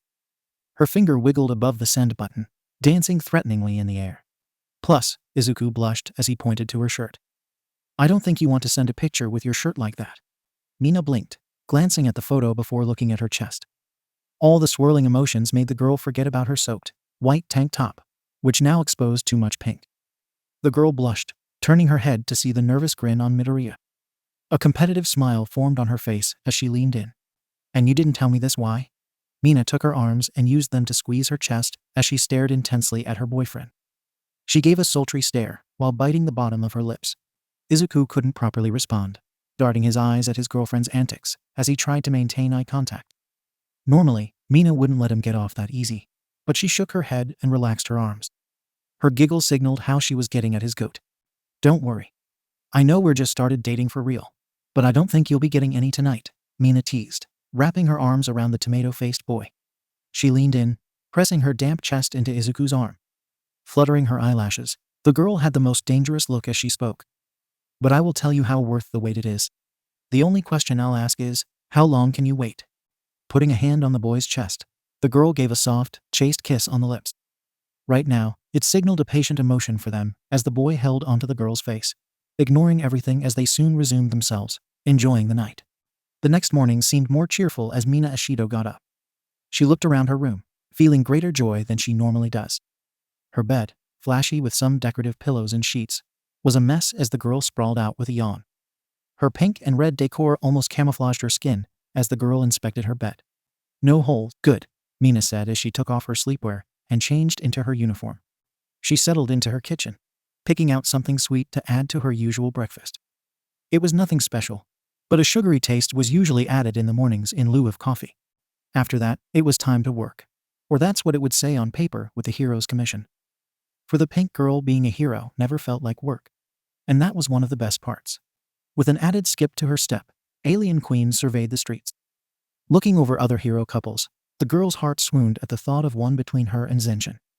She knew the photo alone would generate immediate emotes and comments. But that would be later when things would settle a bit. The girl's thoughts ended as she collided with the ground, not realizing she had tripped on the sidewalk. With a red face, the girl got up as fast as she could, much to the ire of nearby pedestrians with their phones out. Alien Queen would not end up as a meme on the internet to point and laugh at. It was one of the few things a hero had to look out for in his or her career. Social media will always be the boon and burden of a hero society. A lesson she never wanted to learn the hard way. But work came first as a cricket man pushed through the crowd. Leaping onto the rooftops, he escaped from the officers following, but not from the other heroes that followed. While Alien Queen's acidic powers didn't allow the same amount of mobility as others, she could keep up with her acid jet technique, but not forever. Scaling the buildings was a simple matter.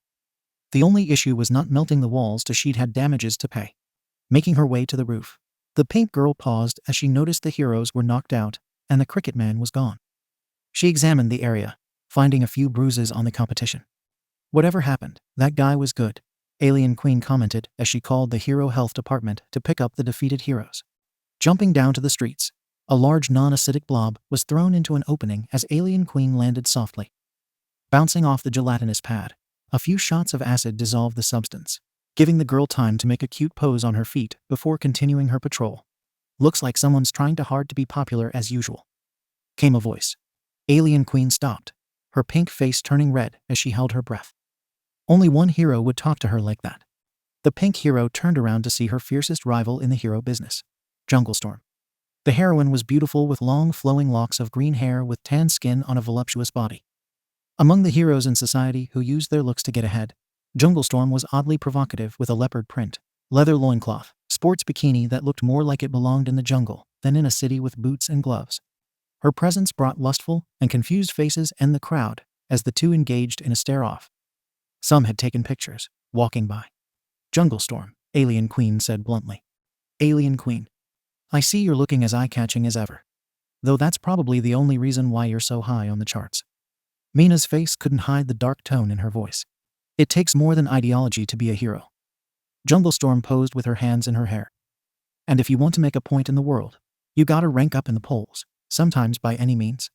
Mina pouted, crossing her arms under her chest. Her figure was well developed that she could be a model. A coquette part of her nature sometimes accented her body, but barely managed to compete with Junglestorm, who could use such sex appeal to distract the bad guys before taking them down. It's a sad truth, but still a truth, Junglestorm said with a shrug. She eyes the skin-tight suit underneath Alien Queen's jacket. Maybe you should update your outfit. You have been wearing that similar design since your debut, but that won't make you sexier than me. The pink girl glared with a small blush underneath her mask. She was about to retort when a large crash occurred in the middle of the road. People yelped and screamed as the cricket man from earlier landed with a loud crack, getting up from his crater unaffected by the fall. Everyone, take cover, Alien Queen yelled. I'll handle this, Junglestorm added as she activated her quirk, Cave Buddy. Her stomach contorted as the girl's arms changed shape, creating holes as a swarm of albino bats flew out of her arms, and a boomerang flew out of her gut, swirling in the air at the cricket man. But Alien Queen wouldn't let her rival take the spotlight. She fired off her acid like a whip, sending it doth like a lasso. The cricket man saw this and leaped to the sides as the boomerang missed, coming back for the return trip. His hands reached into his pockets as he rolled to the ground. Jumping forward, he dogged the acid whips, using the attack as cover for the bats, who promptly got stuck in the ropes. Get your acid off my cell, bats, Junglestorm yelled. They don't summons them as I use my acid whips, Alien Queen retorted, and the two butt heads.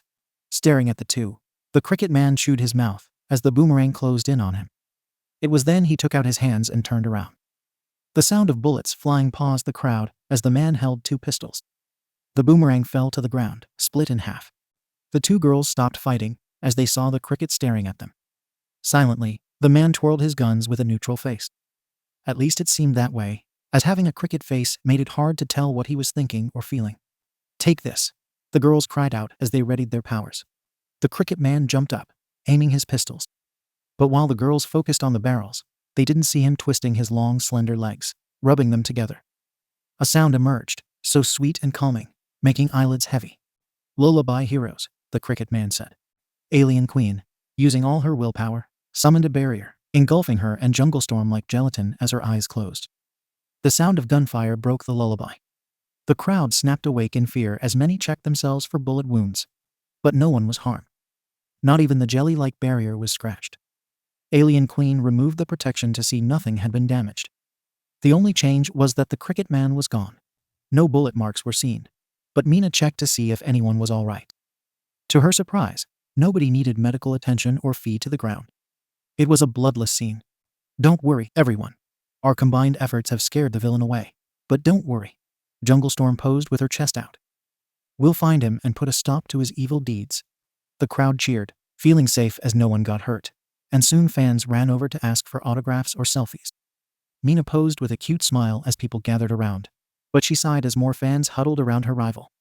While a hero society had good intentions, she had to concede how popularity, whether spread through reputation or looks, had become a factor in a hero's career.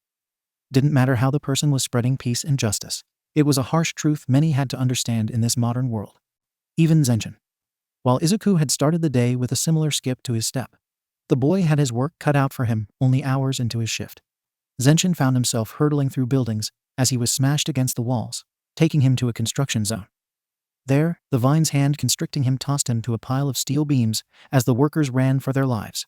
I must say, when I heard you were around, I relished the chance to see this brand of fertilizer, the villain said as he slithered over with his 6 root-like legs. With a leafy appearance like a garden planted into a tree, the man was at least 8 feet, towering over Zenin, who pulled himself free from the steel pile. I take it you're a fan, Zenin quipped. While he had a brave front, Part of him groaned at the pain he felt, having dented many of the metal beams. The walking tree garden stopped, giving the widest grin Zenin had seen in his life. Thorns started to sprout from his face as his pure green eyes went wild. More like a gardener who needs the best fertilizer heroes can offer. The villain smiled wider, almost opening his mouth in the process. "Call me Eden." Zenin grunted, ramming the man with great speed as they crashed into some equipment. A cement mixer. Despite the damage done and the cement pouring onto Eden, the living garden stood up as if nothing had happened. This was a problem, but to be expected. "You think you can beat a remnant like that?" Eden taunted. Izuku clicked his tongue, glaring at the man. A remnant. A person of interest from the previous crime lord, All for One, and his cohorts. Notable persons of interest that had been outfitted with multiple quirks. They could be compared to a previous multi-quirk project by All for One, the Namu, but deadlier since the user maintained his or her intelligence. It seemed each had retained much of their humanity, evident by this one's personality. "No, so I took the liberty of smashing you into some quick-drying cement." Zenin smiled as he reeled back a fist. The boy didn't know if the cement was quick-drying or not, but it was still a valid distraction as Eden looked down. Zenin threw the punch, but was shocked to feel his arm go through, feeling no impact as the plant body clamped onto his arm. "Nice try, but brute strength won't work on me," Eden taunted as his body turned to stone from the feet up, squeezing down harder as the boy felt his limb being slowly cut. Thinking fast, Zenin raised his other arm and set off a smokescreen in the villain's face, making him cough violently as his grip loosened. With his arm free, black whips were summoned as he used them to grab Eden by his head. Flinging the man over his shoulder, the boy threw the plant man into a pile of steel beams. For most, good or evil, that would have been the end. But Eden got up, his body now turning steel. "Nice try, but you just made me stronger," Eden smiled, picking up the beams with his vines. "One of your quirks. You can change your body with whatever you're touching." Zenin looked at the man's hands, where his body was changing from. A smile confirmed his theory, but he had to make another as the leaves on his vines changed shape. As Eden's body turned to steel, his vines whipped forward, throwing a barrage of spikes. The hero made a smokescreen from his entire body as he disappeared. The metal spikes enter the cover as he runs to the side. But he put too much power into his speed as the smoke pulled to the side, revealing his location. "Don't think that's all I can do." Eden opened his mouth as everything was pulled towards him. The vacuum he created was strong as it reached beyond the construction site. The villain smiled as Zenin was slowly pulled in. His body squeezed together as it formed a cauldron-like shape, lighting up with a fiery heat inside. The metal beams were brought in and melted into the man's body. "You know, since you covered me in cement, how about I do the same to you with molten steel? I can do a lot more than make garden. I also need ornaments." Zenin held his ground as best as possible as he calculated his next move. However, when he was ready, a wall of red light flew into Eden, pushing him 5 feet away. "Looks like some needs a timeout. Or in this case, lights out." In his red, yellow, and green spandex, the hero Lights Out smiled as his accessories shined brightly in the same colors. The wall retracted into one of the lights on his belt, angering Eden. Eden growled as he vomited the melted steel, separating the vines when emptied, but felt the force of a swift and powerful Zenin connecting a foot with his face. That sent him flying farther, but the villain took the kick and used his viney limbs to buff through the impact. "You shouldn't have done that," Eden snarled. He leaped forward as Lights Out summoned walls of red, yellow, and green. The red wall blocked the villain, as the yellow formed into spikes to keep him at bay. The green rerouted the villain into a sphere of all three, constraining him. "Shouldn't have done what? Beaten you?" Lights Out replied with a smug grin. Zenin watched, feeling a tingling sensation in his brain. His quirk, Danger Sense, meant the fight wasn't over. The boy ran over as Eden used his body to expand, pushing the limits of the prison as cracks formed. Lights Out went wide-eyed as his barriers were broken through, watching as the vines raced towards him. He couldn't react in time, but Zenin did as his fist collided with Eden's stomach. At first, the same results occurred, but the swing of the punch served upwards and hit the villain as his body was restrained by the boy's foot holding down his legs. Eden glared at the boy. He had never known power as he had as a remnant. If this hero was going to stop him, then drastic measures had to be taken to ensure the boy would never fight again. With the remaining metal on his body, the villain grabbed Zenin as spikes sprung up and into the hero's body. The tentacle kind glowed brightly, exploding as it sent the two flying away. Lights Out ran over to see the damage as he saw the boy crash to the ground. The hero was breathing, injured as he was. For whatever it was worth, the last attack wasn't as powerful as intended. Wow. That had to hurt, Lights Out said as he saw the press arrive. Zenin pried himself from the rubble. His body was sore in places he barely knew, with some fractured bones. He'd take care of this later, walking over to ensure everyone was all right. To his surprise, he saw Lights Out posing for the cameras. Eden was cuffed, and by that, he was contained in a box, being carried away by the police into a truck. Satisfied, the boy got up and started walking away, only to be blocked as the reporters ran to him. Zenin, any comment on your collaboration with Lights Out? A reporter said with her microphone heat in the boy's face. Zenin is the last of all for one's lasting impact on society after his death. Another asked. What are your concerns on the matter? Is it true there are more of these remnants? The list went on, but Zenin didn't have all the answers. He did his best to quell the tide of questions as Lights Out came around with a smile. The brightly colored man waved off the reporters with generic speeches on how good always triumphs over evil. But Izuku had trouble believing that. As he walked away from the scene, he jumped to the rooftops for a moment of peace. But his danger sense kept going off, alerting the boy of more trouble. Clutching his head, the hero stopped to wonder what there was to be a hero right now. His phone rang, breaking him out of thought as he saw the image of Mina on his device. With a small smile, he answered it. Hey, Mina, Izuku droned. Long day? Mina recognized the tone. It was all too familiar for the girl, unable to count the days she would talk like that. Normal day, except there was a remnant. Izuku hissed as he rubbed his shoulder. You all right? I can come over if you need anything. It's nothing I haven't stopped before. Only this one got away. Smarter than he looks. You sure? Yeah, I'm good. And we're still on for the end of the week, right? Definitely. But this time, let's do more than dinner and a show. Izuku sighed as he recognized the mischievous tone in his girlfriend.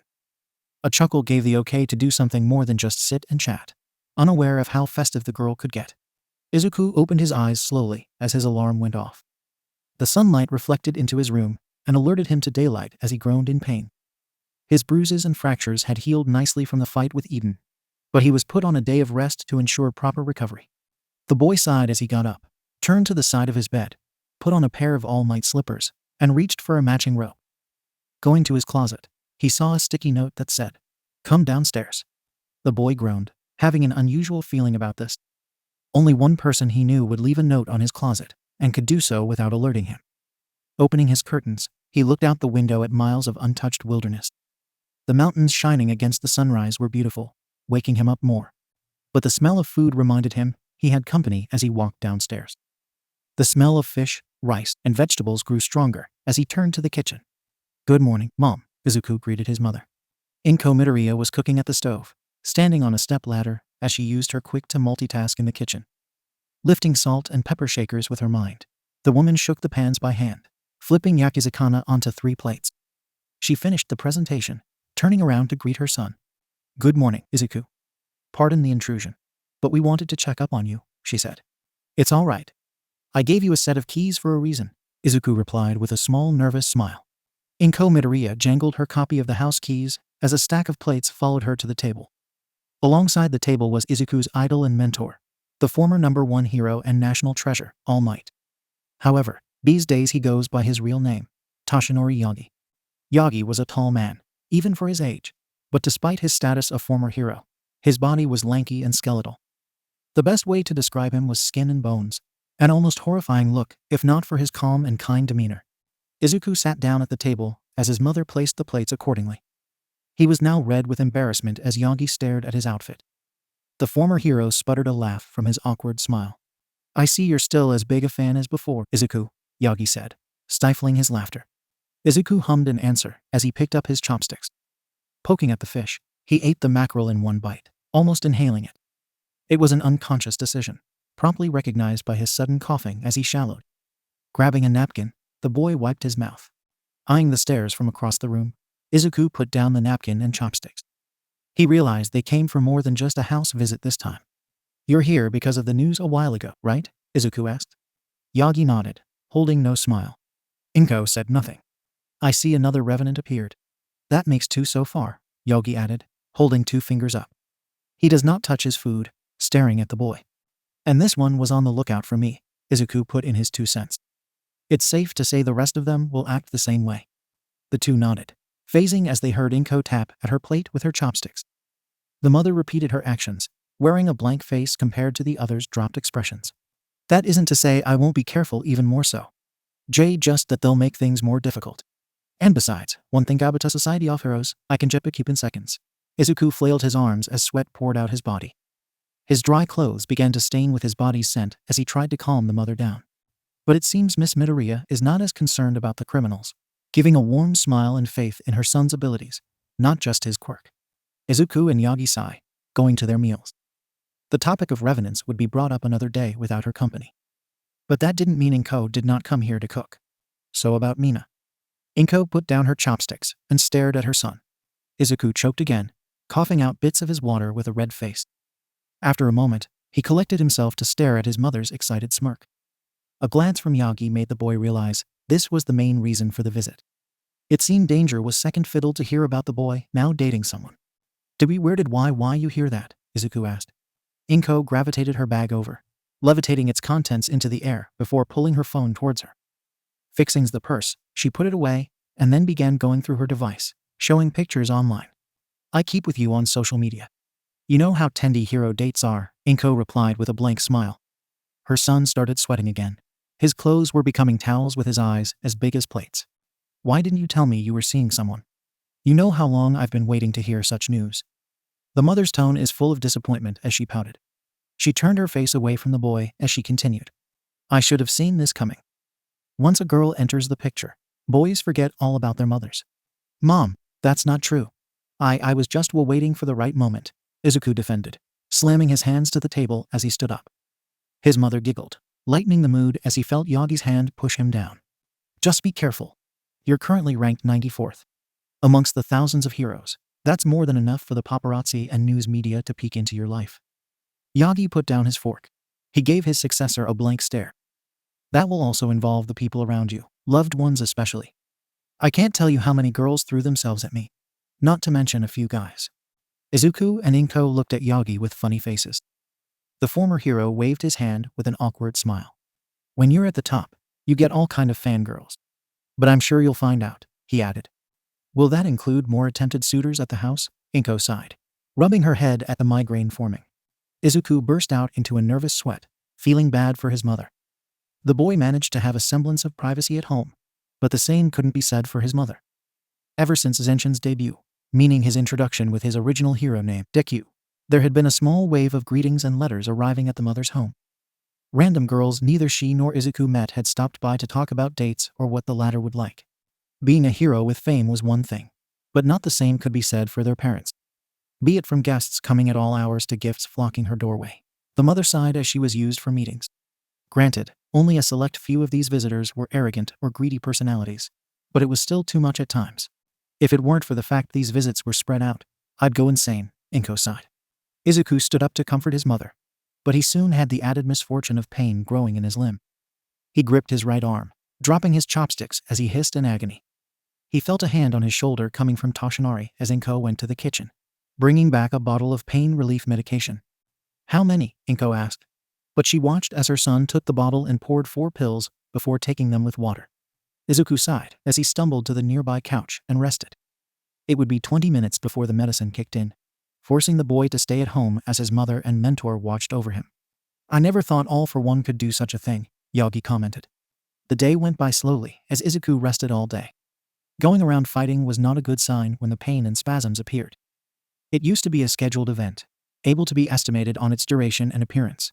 But fortunately, such occurrences have become less frequent, if not still painful. On days like this, the boy would sit around and relax. But he still had plans today with Mina, something he could afford to do, as long as the paparazzi didn't storm them. Looking at the time, the boy went to his room and changed into a new outfit, a nice shirt with a leather jacket and a pair of jean pants. He bought this for his next date, mainly because the pink girl had told him to dress so for this location. The date seemed to have come faster than expected, since it was scheduled a few days ago. Yet working as a hero made the days go by. There had been no major crisis or crime spree, with only a few gangs of notoriety doing any major crimes. Walking downstairs, the boy saw his mother and Yagi, still watching over him. The former took notice while being held back by the latter. Are you going on a date? Inko asked with excitement beaming in her eyes. She almost floated towards the boy, as if her levitating powers had evolved. That was the boy's cue to run. Dashing out the door, Izuku hurried to the driveway, only to stop as he remembered how he had no car. He glanced out the driveway, noticing how many miles the nearest train station was. If it weren't for the spasms, his powers would have solved everything right now. Are you all right? Inko's voice drowned out the boy's thoughts as he turned to see her staring in concern. I really should look into a car, huh? Inko nodded, patting her son to comfort him. The jingling of keys broke the moment as they saw Yagi nearby. Need a lift? Yagi asked with a smile. While it was unavoidable to get a ride, Izuku and Yagi had to hold down Inko. The mother would not want to miss an opportunity to see the girl Izuku was dating in person. As much as the boy loved his mother, the moment was too soon. It was a good thing his mentor felt the same. Izuku, quick, get this the train. Yagi yelled as he stopped the car at the train station. He held back Inko as the boy thanked them before bolting. One bullet was dogged, but it was only a matter of time before Inko Midoriya would try to see Mina. This was an inevitability in Japan with certain parents. Though the mother's protests could be heard, Izuku made it quietly to the train as he boarded. His brain sent tingles down his mind. Someone was in trouble. Mom's not making this easy for All Might, huh? Izuku muttered. It was true, as the small mother managed to give the former hero a run for his money. Police watched nervously as they recognized the former hero, struggling to keep what might have looked like a small panda at bay. The train was swift as the boy exited. He checked his phone for the address of the place for tonight. Despite the previous spasm, he would not miss a date with Mina. He seemed too happy about this to care, trusting the pink girl if something were to happen. However, Izuku was shocked and surprised by the location of his and Mina's date as he arrived at the Midnight Serenade. To many, this place was a nightclub with a special license to allow dancing and other activities people could enjoy. It was more somber for Izuku and his classmates from UA, as the one who invested in this was their teacher, the R-rated hero, Midnight. The owner was a fan who was broken to hear of her death years ago. Though the heroine displayed a very promiscuous nature, a red flag given she was a teacher for underage first years, she still had a great career doing good at night. Izuku. Midoriya turned to see Mina running towards him. She playfully crashed into the boy, using him as a cushion. I hope I didn't keep you waiting. Mina greets with her infectious smile. She posed with 2 V signs by her face, signaling how cute she looked. Izuku is caught with his eyes all over the girl. Since the location was a club, the girl wore a sleeveless, backless, turquoise tank top with hot jean pants ripped at the seams. It showed off much of the girl's skin, and while it normally was sexy, the pink hue of Mina added a more sensually soothing yet exotic touch, making the boy stare too much. Mina smiled widely before leaning down. She propped her chest up as her face tilted skyward at the boy's face, making his gaze stare into her black eyes. She knew he liked what she was showing, guiding his eyes back to her with a gaze before kissing the stuttering boy's cheek. Maybe next we can go to the beach, Mina whispered as her lips parted from the sweating skin. Also, you don't have to be so nervous. I'm fine with you looking, Sag added in a regular tone, flexing an arm. I mean it too. I don't just got boobs and a butt. I got some real nice arms and legs. It's unique how wonderful you look. The words blurted out of Izuku's mouth without a second thought. It was now Mina's turn to pause, blushing a bit as she gave another one of her wide grins. However, this one held more sincerity compared to others. There was no flirty undertone or anything similar, making Mina look like the average girl and bring into an Izuku more as they stared lovingly. For the time, Japan was far away, as was everything else. The moment would have lasted forever if a familiar face hadn't shown up. Oh my. Izuku and Mina turned to see the faces of Yorizora Momo and Kyoto's Jiru staring at them. The latter held a knowing smirk, with the former blushing under her hands with star-struck eyes. Ooh-hee guys, Mina said with a stiff hand wave. The couple shared their blush while sitting in a secluded corner of the building. What was supposed to be a simple date dance lesson became an interrogation like in the movies. It was a good thing that in every dance club, restaurant, theme park, or area of mass social gathering, there was always a section for heroes to enjoy some peace. At least until someone decided to leak photos or the paparazzi broke in. Sitting at the table, Izuku and Mina were now under the collective gaze of former classmates who had scheduled to come to the same club. It was one of the most astronomical coincidences, shrugged off as the focus was on the hot topic. Da, Mina set out with jazz hands as Izuku held his gaze towards the table. Drinks were condensating as they sat on napkins. Alongside Jiru and Momo, Ochako, Shouto, Fumikage Takoyami, Yugo A Yama, Denki Kaminari, Itsuka Kendo, Shihei Kiryu, and Setsuna Takage all starred at the duo in question. Well, most of them. Hey, Midoriya, Ishido. How are you guys? Shouto asked in a neutral tone. He bowed his head in repeat as he greeted them, making the other former classmates drop their bodies in comic relief. Read the room, Shouto, Ochako cried out. But I was dragged here just like Midoriya. That's because we needed some guys around while us girls had fun, Kendo remarked. The red-haired girl sighed in her light blue chingsam. It's no fun if we constantly get harassed by fanboys. But wouldn't that just bring more? Shouto's lack of social culture was sighed at. This is why we forced you to come, Jiru snarked, fiddling with her phone. The girl's outfit seemed more appropriate for a heavy metal concert than a dance club. Yugo and Takoyami nodded in agreement. Each of the boys sat beside Jiru, silently staring each other down, making their target blush as she ignored a stare from Mina. Jiru was a short, tomboyish girl, yet she managed to attract the attention of different kinds of boys. Yugo Aoyama, with his Italian looks and bright blonde hair, was dashing with his stylized white button-up with frills at his cuffs and collar, adding to his charm with tight, purple pants. Participating in the staring contest with Yugo was Fumikage Takoyami. Unlike the former, this boy's head was more like a simplistic crow than a human's, detailed enough to distinguish his aviarian features, yet far from chapter nursing him for a giant bird. His manner of dress was like night to his rival's day, consisting of a leather jacket like Izuku with a black tank top, studded belt, and black jeans. While the two boys weren't enemies, their rivalry for Jiru's affection brought the attention of a third boy. Seriously, why is it you're blushing from these guys, but barely gave me a chance? Denki yelled. He scruffed his yellow hair in a fit, wondering how things went wrong. He sulked in his all-leather outfit. Because I have a type, and I've learned jammy ways aren't one of them, Jiru remarked with a glare. I'd like someone to talk about more than just street stuff with hero work. Plus, I didn't want someone acting like I needed protection.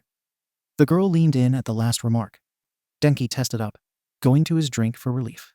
Common grounds do not form a real relationship, Takoyami commented as Yugo nodded his head. It's also important to understand what someone wants, Aoyama added. Does that mean you guys will hold off on fighting over me? Jiris asked. Not one bit, the boys answered in sync. Mina laughed as she saw the tomboyish girl drop her head. Others joined in, mainly the girls, as Denki sulked and Kiryu watched silently. Shouto had his attention elsewhere, as he saw Izuku lean into Mina as they shared arms. I was wondering why you guys were close, Shoto remarked.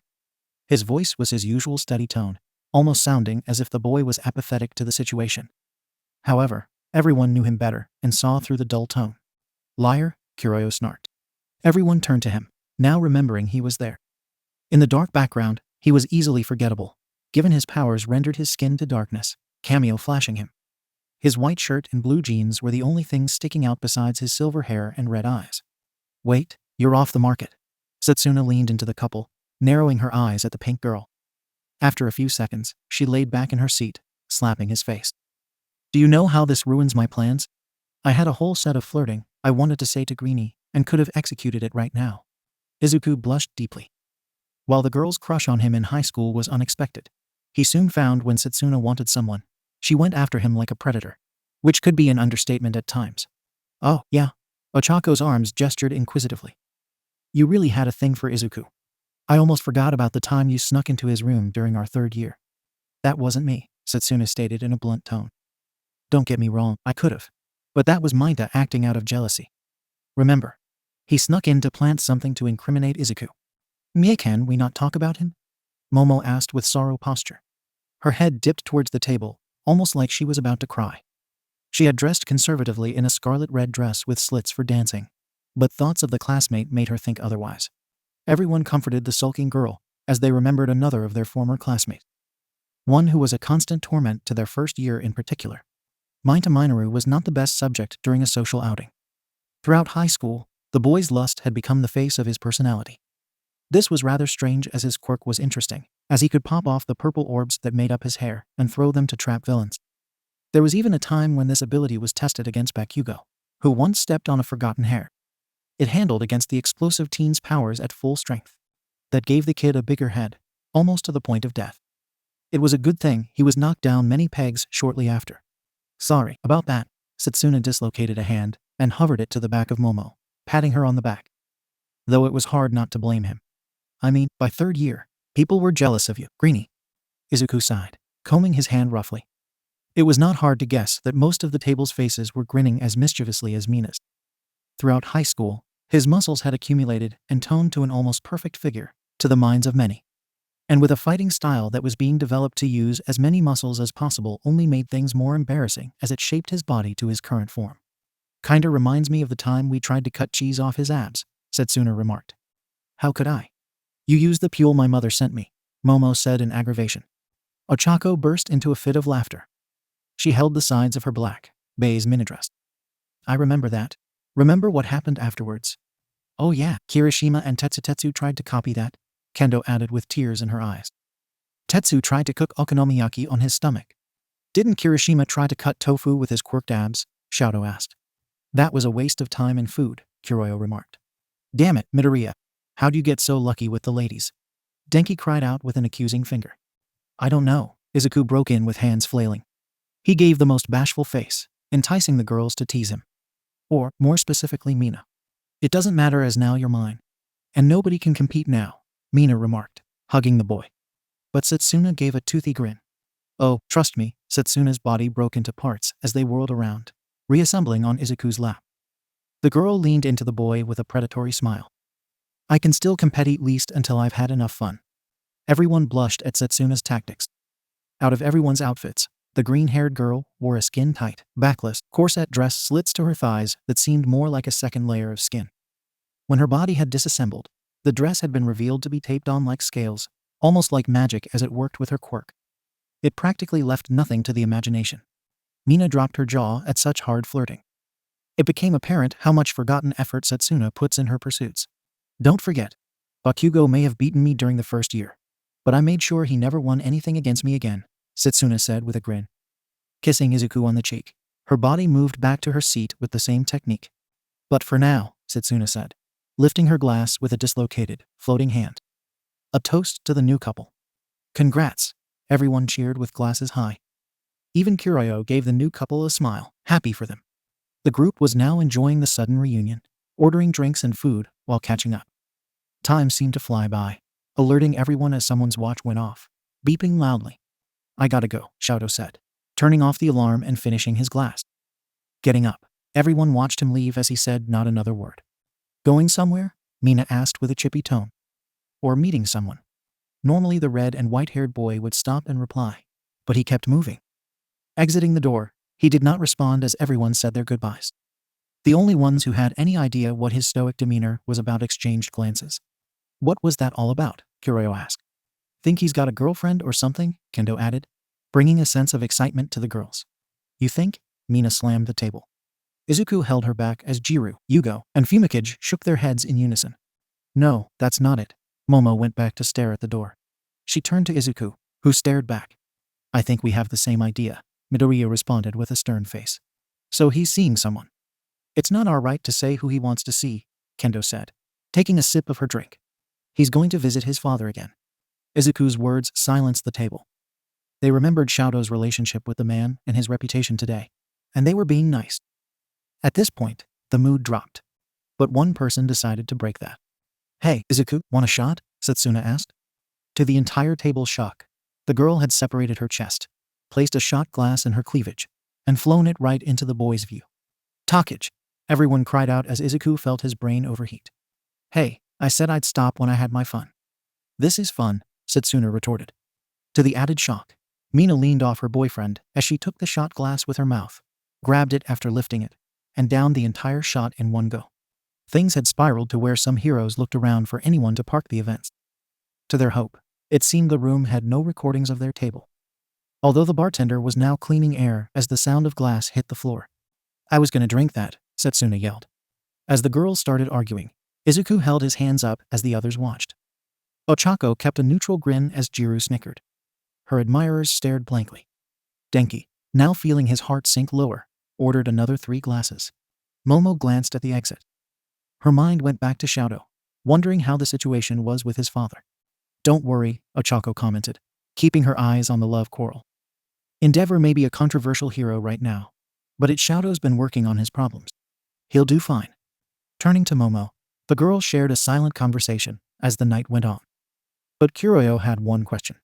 Why did I get roped into this? Being invisible had many advantages, especially for anywhere.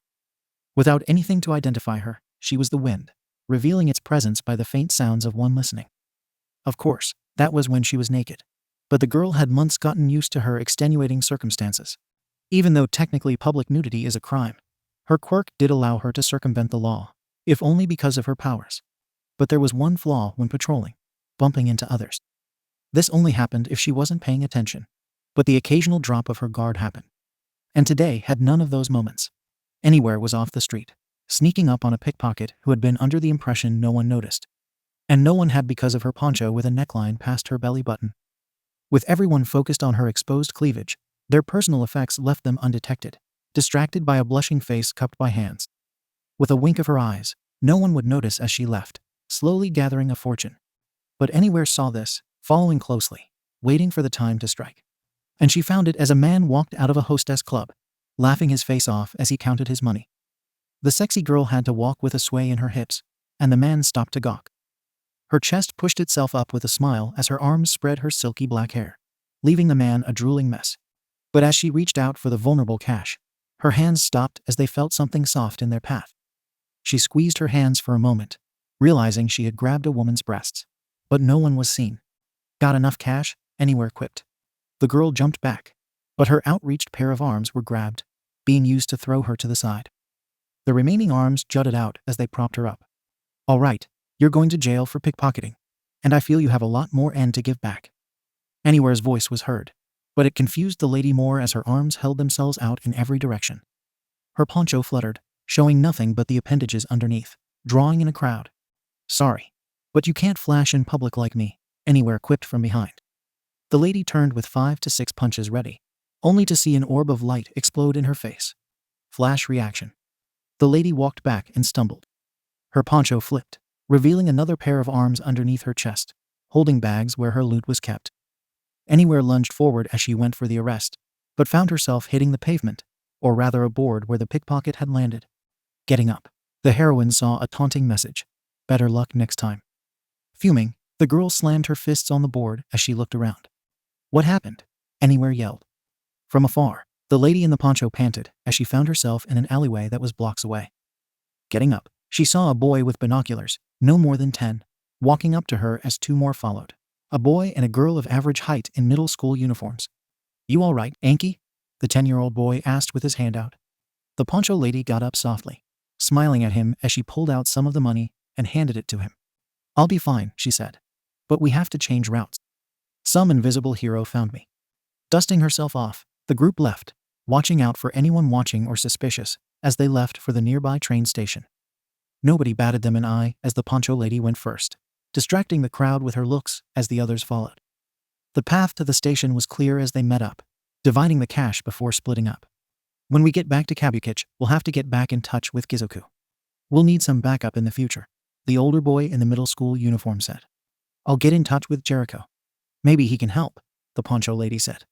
Lady Swiss, please be careful, the middle school girl said. It would be terrible if something happened to you. Lady Swiss smiled, dusting off her poncho as she boarded her train. You 3 get back, I'll handle things. Say hi to Miss Shinsetsu for me. She winked as the doors closed, now out of range of handcuffs. Mina's body ached as she hit the showers in the changing room. The cold water soothing her shining pink skin after a hard day's work was a pleasant experience for her. But doing the right thing always gave her such joy and pride. It wasn't busy, but I'm glad no one got hurt when heavy artillery attacked. Mina rubbed her sore legs, bending over with a hiss. Her back shared the same sentiments as her limbs. It felt more like she ran 2 to 3 marathons than fought an S-class villain. Though I wish we had better back up. If that Mr. Showtime hadn't jumped in, we'd have him sooner. And Paw Paw was just trying to hog the spotlight. If Battlefist hadn't come with truce intellectually, I don't want to know what would happen. The water stopped as the pink girl changed to civilian wear. Getting ready to leave, she went to a nearby mirror and flexed.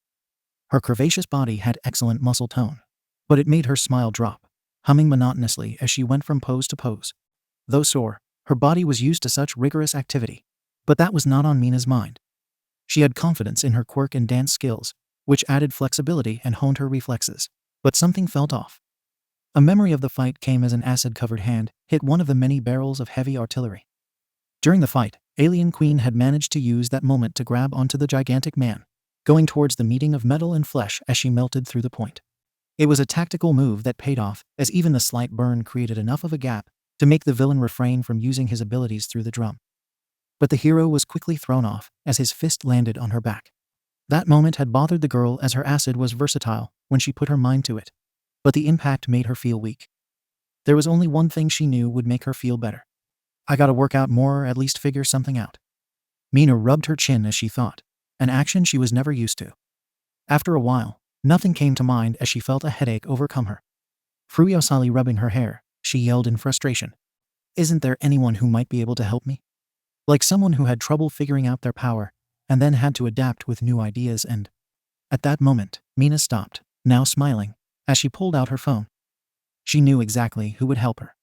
And in other news, a series of thefts and robberies have been halted by unknown heroes, who have not stopped to take credit all over Japan. Citizens are cheering for these heroes, after the loss of many heroes against the League of Villains and All for One. As the news anchor continued, Izuku remained on the sofa as he listened. A warm smile graced his face as reports of crimes being stopped eased his aching muscles. The variety of quirks was becoming more apparent as villains, but thugs and crooks began displaying more versatility, and this was starting to make his super strength almost mundane. While the boy had more than enough physical power to sink Japan, statistically, he needed to up his game. If not for his intelligence and adaptability, his ranking would have fallen into the hundreds, skimming the 4-digit numbers. And Zenin was not the only hero in trouble. News media, podcasts, video, and social media outlets formed a vast complication of recorded fights. The ratio of wins and losses was nothing to scoff at, but it added pressure to an already stressful job, which was part of the problem. It's not a job, Midoriya said to himself. Repeating his words like a mantra, the muttering habit reformed as time was lost. The boy snapped out of his stupor only when he heard his doorbell. I'm coming, Izuku got up. But as he went to the door, he froze, glancing at his phone. Before he gripped the handle, green sparks surrounded his body. A turn of the handle, and black tendril protruded from his left arm as his right fist clenched. Mina jumped back as she saw her boyfriend staring at her with intense eyes. The gaze made her break out in acid as she took a stance. Izuku, what are you doing? Mina yelled. The boy blinked as he saw his punk girlfriend growling at him. Her black and yellow eyes were full of danger, as was the acid hanging on her arms, bouncing in the wind. With a sheepish smile, all aggressions were withdrawn as the doorway was unblocked with a come-in gesture. Sorry. Usually I don't have any company unless they call, Izuku asked. His face, full of apologies, soon dropped as he blinked for a minute as he realized something. Wait a minute. Extending his head out the door, the boy saw a modest-looking car with Uraraka waving through the window. The girl looked just as nervous, having jumped out of the car when it seemed a fight was starting. The exhausted Uraraka hit her head against the steering wheel, sighing loudly. Taking a deep breath, she exited the car and yelled, I thought you texted him we were coming. Mina fidgeted with her finger, looking between the two with a sly, raccoon-like smile. While Uraraka did tell her to notify Izuku, she thought it better to surprise him and lied about it. I thought he'd like it, Mina said. A bead of sweat trickled down her face. She watched as her friends hummed in disapproval. Mina, Ochako dragged the name. Izuku sighed, dropping his guard as he walked to the door. I'm happy you came, but next time you tell me. Otherwise, I sometimes get jumpy, he said. The pink girl nodded.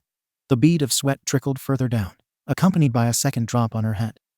If the boy acted like this during surprise visits, that enticed her curiosity, but she would not inquire about that for now. Sorry. That was all Mina could say. Ochako sighed, shaking her head at the moment. Her phone pinged, alerting her to more urgent business. Midoriya, you tell Mina. I've got to do more than just patrol today. I'll text you later. Give Inko my regards, she said before starting the car. With a wave of her hand, the girl drove off, sighing as she glanced back from the rearview mirror. Her neutral face stared like that before going back to the road. Thinking back to their days at UA, Izuku was one of the most prominent inspirational students. Apart from All Might, Ida, and Gunhead, the boy had been her friend since day one, becoming best friends in no time. The maiden year was simple, but villainy, and not the random thugs that seemed to appear out of nowhere pushed their education into overdrive. And all this was only their first year. As rushed as they were, the girl smiled, remembering how her goals had started from simple monetary necessity to seeing the bigger picture. Midoriya was one student who wanted to save people, and Mina was the same. I wonder how this'll turn out, Ochako said to herself as she entered the main road. Mina walked past Izuku, studying the house and its decorum intensely. To her surprise, it seemed like your typical Japanese household with the essentials, including the greeting area. There were bookshelves and furniture, but nothing designer or lavish. Nobody would think this was the home of a hero if they walked in. But then again, Izuku was never one for showing off. Sothai's is your home? Mina was uncertain in tone as her words scrambled out. Her face turned with an open mouth. It's home. For the most part, I'm not here all the time. Izuku walked around directionless with a hand scratching the back of his head. I'll show you around. He began to give a small tour of his home. The pink girl looked around with a neutral face, noting that something seemed off. This place is real and not as I imagined it to be, Mina commented, searching the walls and rooms. I was kinda expecting wall-to-wall hero memorabilia or souvenirs. What gives? It got really embarrassing when All Might visited and saw I still had a room full of his merchandise, Izuku said, fiddling with his fingers. So I put a bunch in storage. Mina was confused now.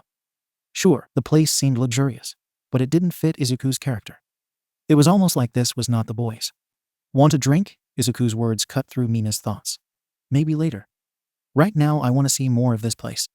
Specifically something that you wouldn't find in every house. Izuku smiled nervously before he clapped his hands. His grin turned genuine as he walked faster, beckoning the girl to follow. Where was he going with such enthusiasm? The pink rarely saw this side of the boy outside of costume, especially back in US, smiling widely. Her curiosity grew as the two stopped before a closed door. Izuku slid the door open, revealing the contents inside like a treasure chest. How's this? He asked, gesturing to the room. The gym. Mina was amazed at the various equipment lying around. Dumbbells, power racks, weights, and even high-end technology were scattered in the oversized room. Usually, this kind of space was reserved for different recreational hobbies. But for the boy, it was all reserved for fitness and training. But as hilariously obvious, this was for Izuku. Mina could not find herself smirking. She neither giggled nor teased a remark of the room's usage, standing silently as her emotions dwindled to an entirely neutral state. She turned to her boyfriend, her black eyes dull red with curiosity. Izuku, why do you basically have a gym built into your home, but no games or movies? The pink girl studied her tour from memory. I mean, even Ida would have something to do for fun. What gives? Izuku hummed indescribably softly as he walked up to a weight bench. His finger touched the barbell, loaded to 200 pounds. Whatever was on his mind, he did not share as he took off his jacket, beginning his reps. Mina did not pressure the boy. Instead, going to another room to change into workout clothes, and came back in a white tank top and tie-dye sweatpants. The latter clung to her toned legs, accompanying her arms and stomach in showing off the results of an active hero career. All right, let's test these babies out. Mina jumped around as she started with the hand weights. To her surprise, Izuku was completely absorbed into his reps, silently lifting the bar, never moving from his spot. Sweat began dampening his shirt after 5 minutes into the routine. This was the obvious result from working out. But what came next surprised the pink girl as she went over to a leg press machine with calf blocks. She watched as her boyfriend put down the heavy bar handle after a long set, his shirt soaked with perspiration, and began removing the top entirely, throwing it to the side as he rested for a minute. Mina paused wide eyes as she watched the boy's chest lift and drop with each breath. She knew having super strength would significantly tone his body. But seeing how chiseled the boy was now sent shivers down her body. Izuku Midoriya was no longer a high school student. Mina stood in place and stared as the boy returned to his routine, his mind on the task at hand. And the succulent sight did not end for the pink girl there. Throughout the hour, watching Midoriya's muscles move in sync, as his body perspired began to distract Mina. She had barely registered her hand going for her phone as she took a few snapshots and a video. This is going to be fun later on, Mina whispered to herself before returning to her workout. The hour flew by, and exhaustion knocked at her door before the pink girl knew it, almost ringing the bell in impatience. But that was not bothersome to her, and the expected guest was ignored as she grabbed a towel. She glanced at Midoriya, expecting him to be the same, but only saw the boy continue his weights and cardio. Nothing seemed to be stopping him. With a blank face, he looked like he was doing more chores than strength training. A girlish hand was waved in his face as he ended a set. His face came back to life as his head came to earth. It was almost curious how his focus narrowed in on his hero career, making it seem more cautionary than what your average person would put into this lifestyle. Many would stop after an hour, even the more ambitious heroes wishing to climb the ranks. But not Midoriya. He seemed ready to train for hours, if not stopped. Hey, I think you're good for today, Mina chimed in with a smile, hiding her concern as her boyfriend nodded. Got any water? I need to cool off. Sure. You grab some from the fridge. I'll get changed and swim some laps in the pool and… Pool, awesome, Mina yelled as she ran out the door. Finding her way around the house, she ended up outside in the backyard. Compared to the house, the swimming area seemed more relaxed with a large rectangular pool, benches, lounge chairs, and tables with umbrellas. Unable to hide her excitement, Mina caused a big splash as she cannonballed into the deep end, as Izuku caught up with her. Some water landed on him as he watched the girl backstroke in a lackadaisy manner, HMing a nonsensical tune to relax after an intense workout.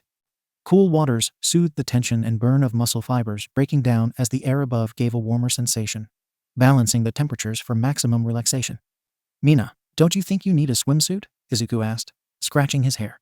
Mina stopped in the middle of the water, realizing she was still in her tank top and sweatpants.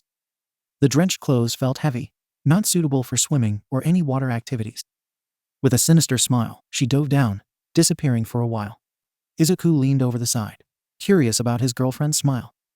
He had not known the pink girl well enough to know what she was thinking, mainly when she was mischievous. A large splash of water erupted as something wet slapped Izuku in the face as he squatted at the edge. Like a statue, the boy remained motionless as he picked off the soaked layers, staring at the same tank top and sweatpants Mina had just been wearing. His eyes darted at his bare girlfriend swimming in the pool. Mina, Izuku choked out in a red, stuttering face, frozen in awkward energy as his mind raced to process the predicament. What's wrong? Mina teased the boy as she sank into the water, lifting a slender pink leg in the air as ripples distorted the vision submerged. Don't make me say it, just put something on. The tank top and sweatpants were shielded in front of him as he dangled them in the air. Shutting his eyes, she could hear the drops of water dripping off the clothes and a sly laugh. His girlfriend just giggled and couldn't stop teasing him. The sight of a young adult reduced to a hormonal mess was something she did not know she wanted to see till now. And every second was hilarious as she couldn't hold in her laughter, pointing at her boyfriend, who could be mistaken for a traffic light. Mina, Izuku stuttered softly, unable to look beyond the soaked shields in front of him. Not ready for this, huh? Mina stood up as the sound of water rustled. Yes, no. I'm innocent this way too bold for you. Most people would be ashamed to expose themselves like this, so soon. I'm not ashamed of how I look. Mina laid herself in the waters, floating aimlessly as she stared at the clouds. The teasing tone in her voice lowered as she calmed down. And it's not just me. With a bunch of people, it doesn't matter how human you look. Mina used air quotes for the third to last word.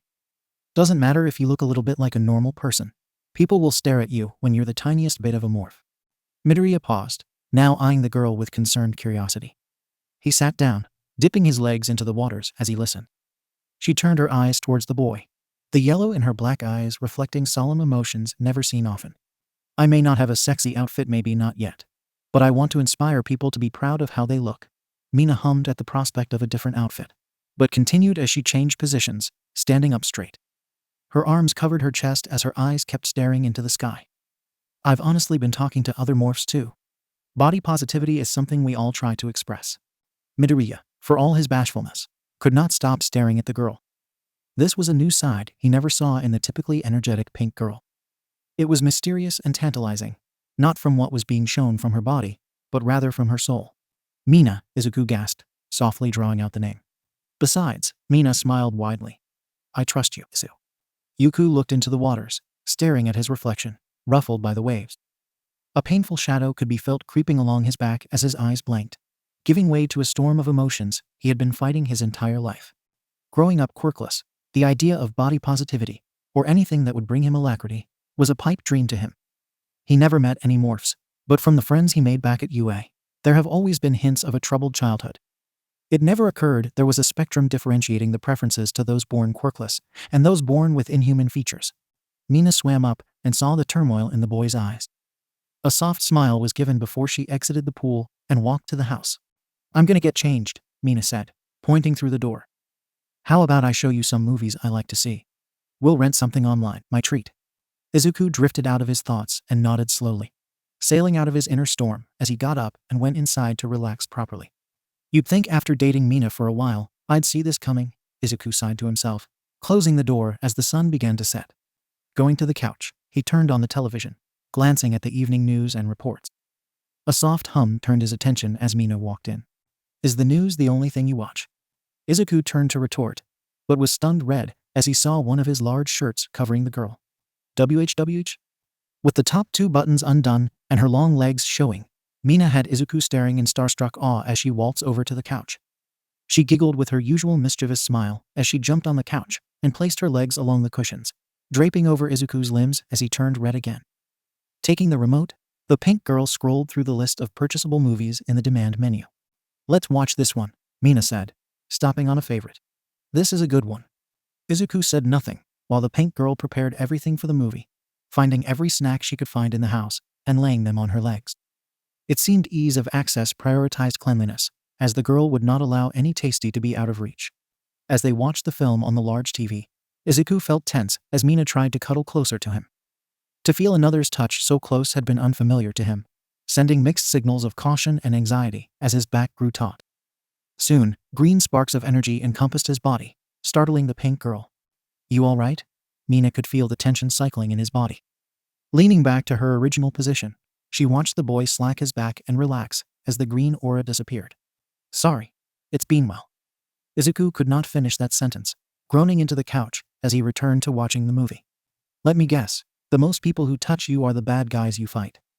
Mina watched her boyfriend shamefully nod, sighing back into the side of the sofa. Izuku, being a hero doesn't mean you need to make your life about it 24 hours a day. And what was with your quirk? You just saw me naked a few minutes ago. Izuku was quiet, lowering his head in shame. He tried to turn away, but a soft hand guided his eyes into Mina's black and yellow orbs. There, his inner turmoil was on full display, and he knew he had to tell her. I still don't have complete control over my powers, he said shamefully. Even after all the training in UA, I still can't go all out. The couple stared at one another in silence. The pink girl hummed in intrigue as she leaned her forehead against the boy. Her yellow horns combed through his hair, offering a soothing motion. Izuku, you are being too hard on yourself. You're not the only one who is still learning to deal with their quirk. To be honest, sometimes I think the system is still in need or work. Mina went back to staring into Midoriya's green eyes. Just because one becomes an adult, it doesn't mean problems go away. It just means that you have more to do. But that doesn't mean you can't find joy. Joy. Izuku said sarcastically, while the pink girl placed a hand on his cheek. She placed a soft kiss on his cheek as she laid against the couch. I mean it. You don't have to have all the answers, just know you're going in the right direction. Mina leaned into Izuku, her hand reaching to his shoulder. She listened as the boy's breathing stabilized to an average pace, his muscles relaxing as his arms dropped to his side. Now, let's get back to the movie. I'm tired of being the mature one in the room. Mina giggled, eliciting a smile from the boy as they returned to the movie. One of the strong arms went around, landing on the pink girl's back. It was warm and comforting as she was to him, enticing the girl to lean into the gesture, repositioning herself to sit properly next to him. Next time I come, I'll bring some movies and snacks. Mina nuzzled her fuzzy head into the boy's arm. You need more than to be a hero. Izuku grunted in uncertainty, feeling the back of his head shiver with fright. A portal of darkness had conjured from the depths of his mind, as the feeling of long, slender arms reached out to him, whispers following and growing louder. Hey, Izuku? Mina's voice cut off the darkness. I gotta ask, do you think we're doing the right thing? The boy looked at her, puzzled at her question. With a low hum, his neutral face cringed as no answer came to mind. Hard to say, you mean? We're not only keeping the public safe, but this time, we're doing everything we can to change the way we do it, Izuku said. Yeah, maybe for us, but what about everyone else? Mina lied back, looking at the ceiling. I mean, there's still a competition, it just feels the same. Like nothing's changed. The boy and girl were at a loss for words, not knowing how right their hearts felt as the sun began to set. Darkness was now spreading over Japan, with whatever nocturnal evil that was now waking up. But for now, they could ignore that as they nuzzled against each other. Their company was a light in the same darkness they felt. Perhaps one day, they could find a way to bring more light. One day.